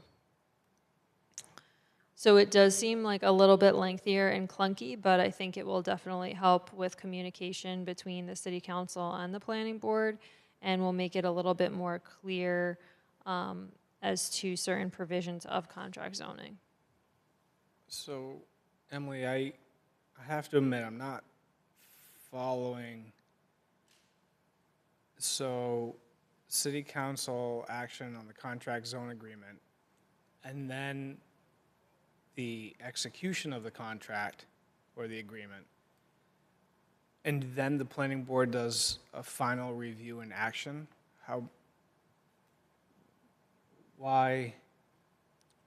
What's the goal for the planning board to do a final review after the agreement's been executed? So what is there left to do at that point? Your preliminary review is kind of like if we had a subdivision, let's just use this because we already do preliminary and final. Like the preliminary, you'd get everything in order that you need. You'd give your recommendation on any changes that need to happen in the final wording of the contract zone based on the development review process, so it would all be intertwined. And then that's the city council action after that, execution agreement, and then your final development review with the board, kind of like our final subdivision review process, where we wrap everything up, have all the agreements in place. The applicant knows that they have they're moving forward and they have at least preliminary review situated so that they'll keep moving forward with the project. But there's still room for adjustments and revisions in that phase? Yeah, It's not nothing would be final. binding until we get to the final actions. Okay. That's what I don't understand, is you're finalizing it after something's already been recorded in the registry of deeds. You're just finalizing the actual contract zone agreement. So you're going to finalize it, say now it's part of the zoning, it's on the registry, let's give the final action on the development review. So what happens if there's a change during the final developmental review? So that you're not filing the final development review on the registry, you're only filing the words of the contract. You're only filing a notice of that there's a contract zone for the property, and the words of the contract zone, kind of like what we get, are going to be finalized. Oh, I see. But you know how after contract zone, then we do a final development review process for site plan review, and we get signed plans with the board, we get all the private agreements in place, anything relative to that final step in development review happens after we have a contract zone. So the execute the agreement phase is the agreement of a contract zone, Yes. and then the final developmental review is the context of the zone. Yeah, that's like the final site plan or subdivision review. Okay. The final contract zone agreement. The execute that agreement is the execute? final contract zone agreement from council. Okay. I can get behind that, because previously it would come to the board, and we would review it, and we'd provide some recommendations and thoughts, and it would go to council. Council would review, and I guess in my time here, make some adjustments, execute the agreement, and then the board was left to, I guess, work within that agreement. Once it came back to the board, that was final. That's what was happening. So it seems this phase or this process adds or allows for some, I guess, some refinement in it. Mm-hmm. Okay.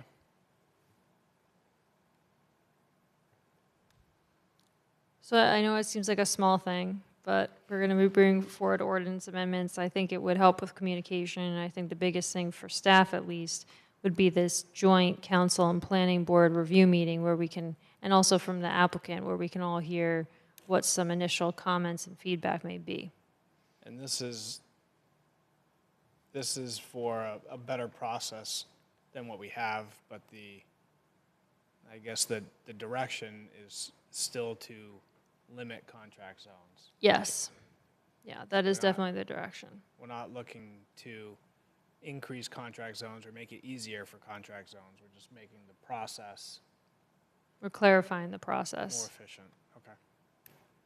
And we're also we're adding like a few other things into the contract zone language, like a public benefit and stuff like that.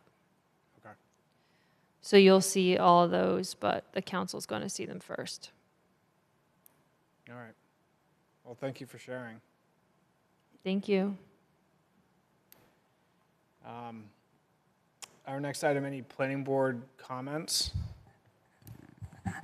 I have maybe it's more of a question than a comment. I think it was I don't know if it was how long ago it was, but I had asked about the peer review process and selecting, how long have we been using the existing peer review I'll call them vendors, in our planning department, because I feel like we have the same folks reviewing everything that we do. I think it's time, or there should be a process in place to put it out to bid, get a new person to come in, because when you have the same people, it just, nothing changes, I feel like. And not that things are going to necessarily change, but you want people to have a different perspective on when they're looking at these things. I think we get the same message every time, and in other companies that I've been a part of, they look at 3 vendors, they change them out every couple of years, they're not using the same person for 40 years to complete these projects. So I think I asked about that a long time ago, and I think it would be something that, I don't know how you would change it, but I think it's something to consider. So do you want me to address that?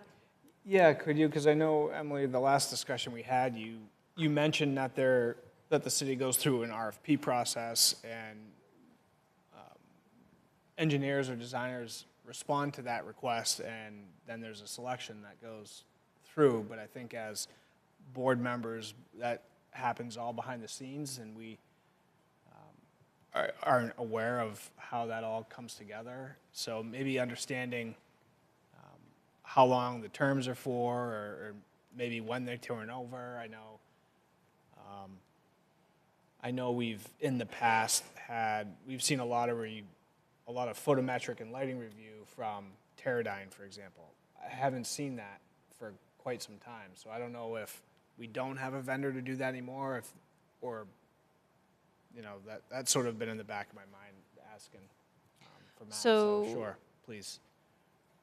I can respond more formally, but I thought we had kind of answered. I know this came up like last year when we were doing some reviews, so maybe my answer was not detailed enough. But the current bids and RFQs page is available on our city's webpage. This is where we post all of our requests for proposals that are open.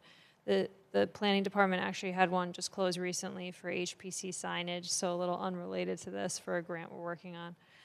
And in response to your question on when we get these peer reviewers, the environmental RFP peer reviewers, Joe and I, the city engineer and I went out just last year in 2023.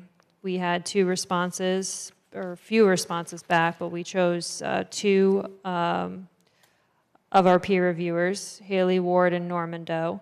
Norman Doe had previously worked for the city, and they bid again, and we put them back on.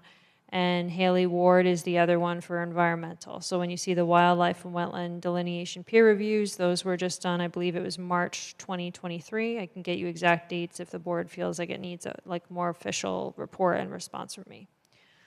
On those, on our engineering general services contracts, the way they're generally worded, or the way they're open, is that we can put several different firms on for the same topic. So we don't have one vendor or engineering firm specifically that we can work with on one thing. Like I said, we have 2 environmental peer reviewers we use now, because we selected 2 to add to the list. That list includes others like surveyors, engineers, engineers specific in wastewater or water treatment, engineers specific in civil engineering, engineers specific that focus on different topics. We have 2 traffic engineers on that list. I'm sorry, we have 3, but if you need me, I can respond again more formally. I think there's 3. There may be more. We have 3 that are on that list: VHB, Goral Palmer, and Sewell. So Sewell is Diane Morabito. That's her company. We often have asked her to do peer reviews. We certainly could ask Randy Dunton. You've seen Randy here through Goral Palmer. Goral Palmer is handling our transportation master plan, which we did a separate RFP that we went out for, and it was awarded to Goral Palmer. VHB and Goral Palmer right now are working with the city doing the traffic signalization for the Saco Island East project. Goral Palmer is designing it, and VHB is offering peer review. So when we say we only have one traffic peer reviewer, it's common that you're seeing Diane's name on all the traffic peer reviews, but there's other types of peer reviews for traffic improvements. If you want, we can certainly bring Randy more in the mix on different reviews for Groral Palmer, but that's something we can discuss further if you really want, but you don't have to have one specific traffic peer reviewer on every project. We just happen to have used Diane, and she has a long history on different items that have come through the city, so it's pretty easy for her to say, like earlier to our discussion, oh, this came 2 years ago, I have this in my list, let's account for it. That's usually a little easier when you have someone who's consistently doing your reviews, but she's not the only one working on traffic and transportation in the city, although I know that's been brought up that it seems like she is just because she's here in front of you, but that's not the case.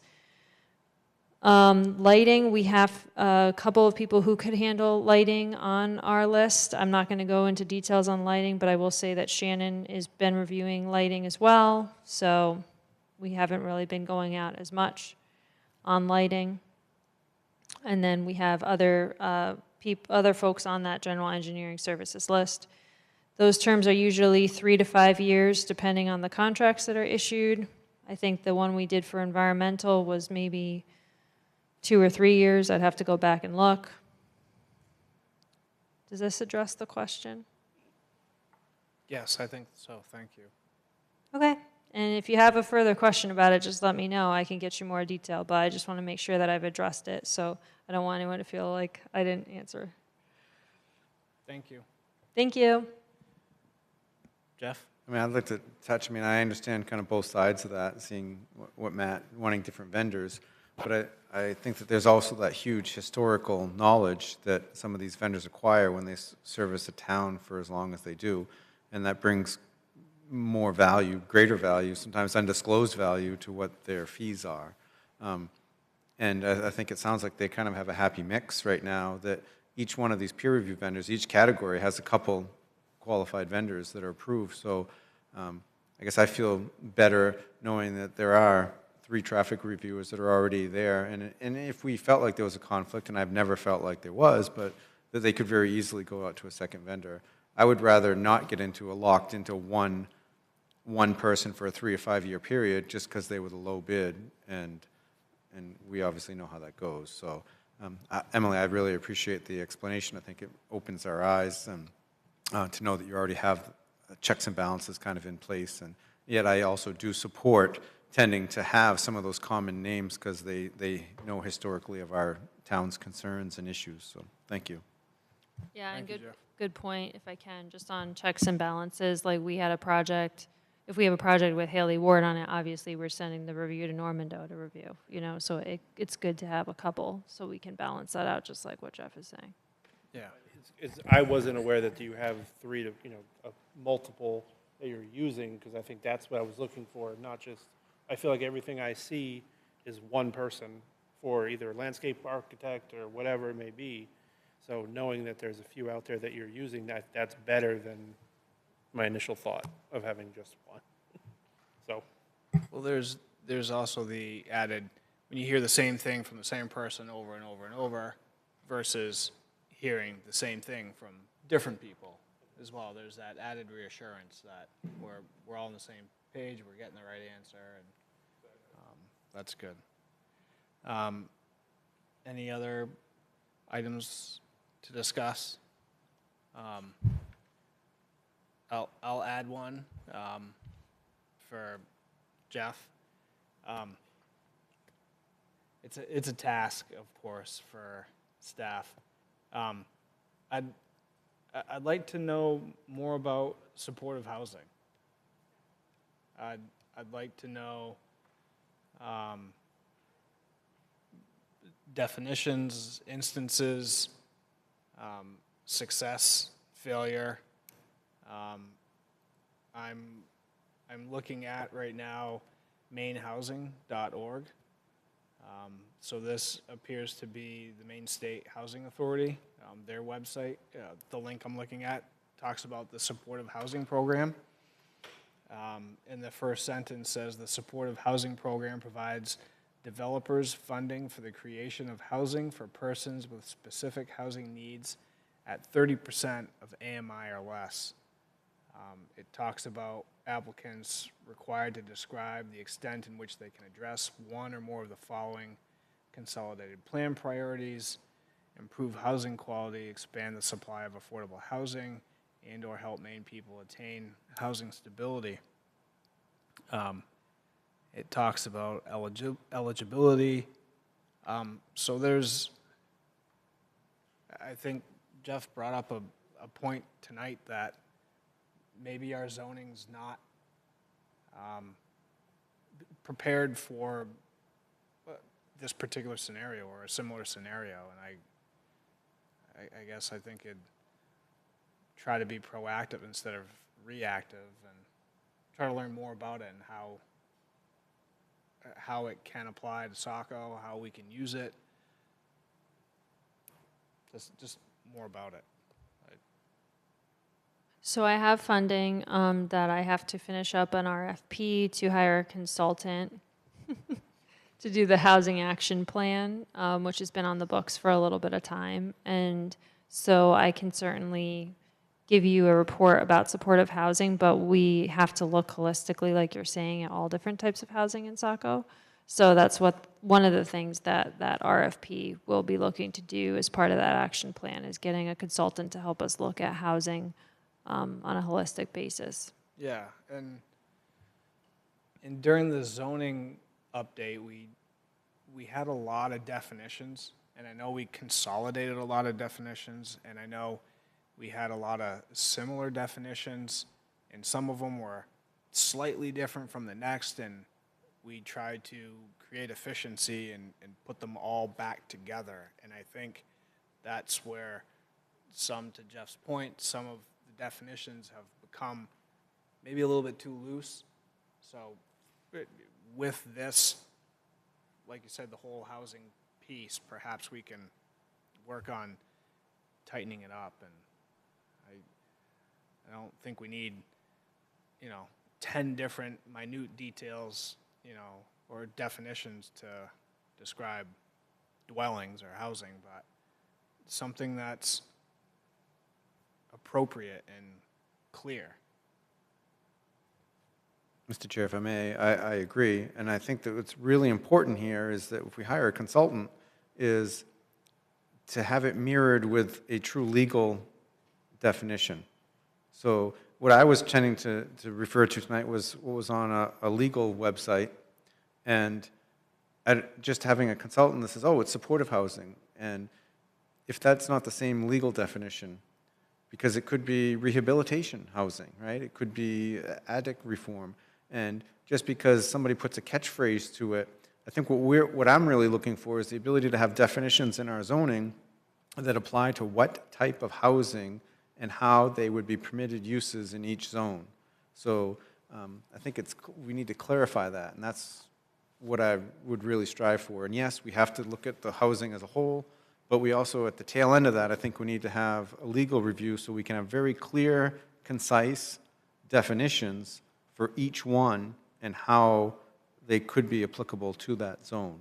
And so that's just kind of where I was at. And then, like I said, the definition that I picked was very clear about certain elements, right? And I think that would be helpful so that we have a clear line of zoning use and land use, and code enforcement will have the same definition to run by. So I would hope it's a two-part effort: consultant for housing needs and uses, and then clearly defining each one of those, because there's a lot of different types of housing and housing services provided. Thank you. Any other thoughts from board members?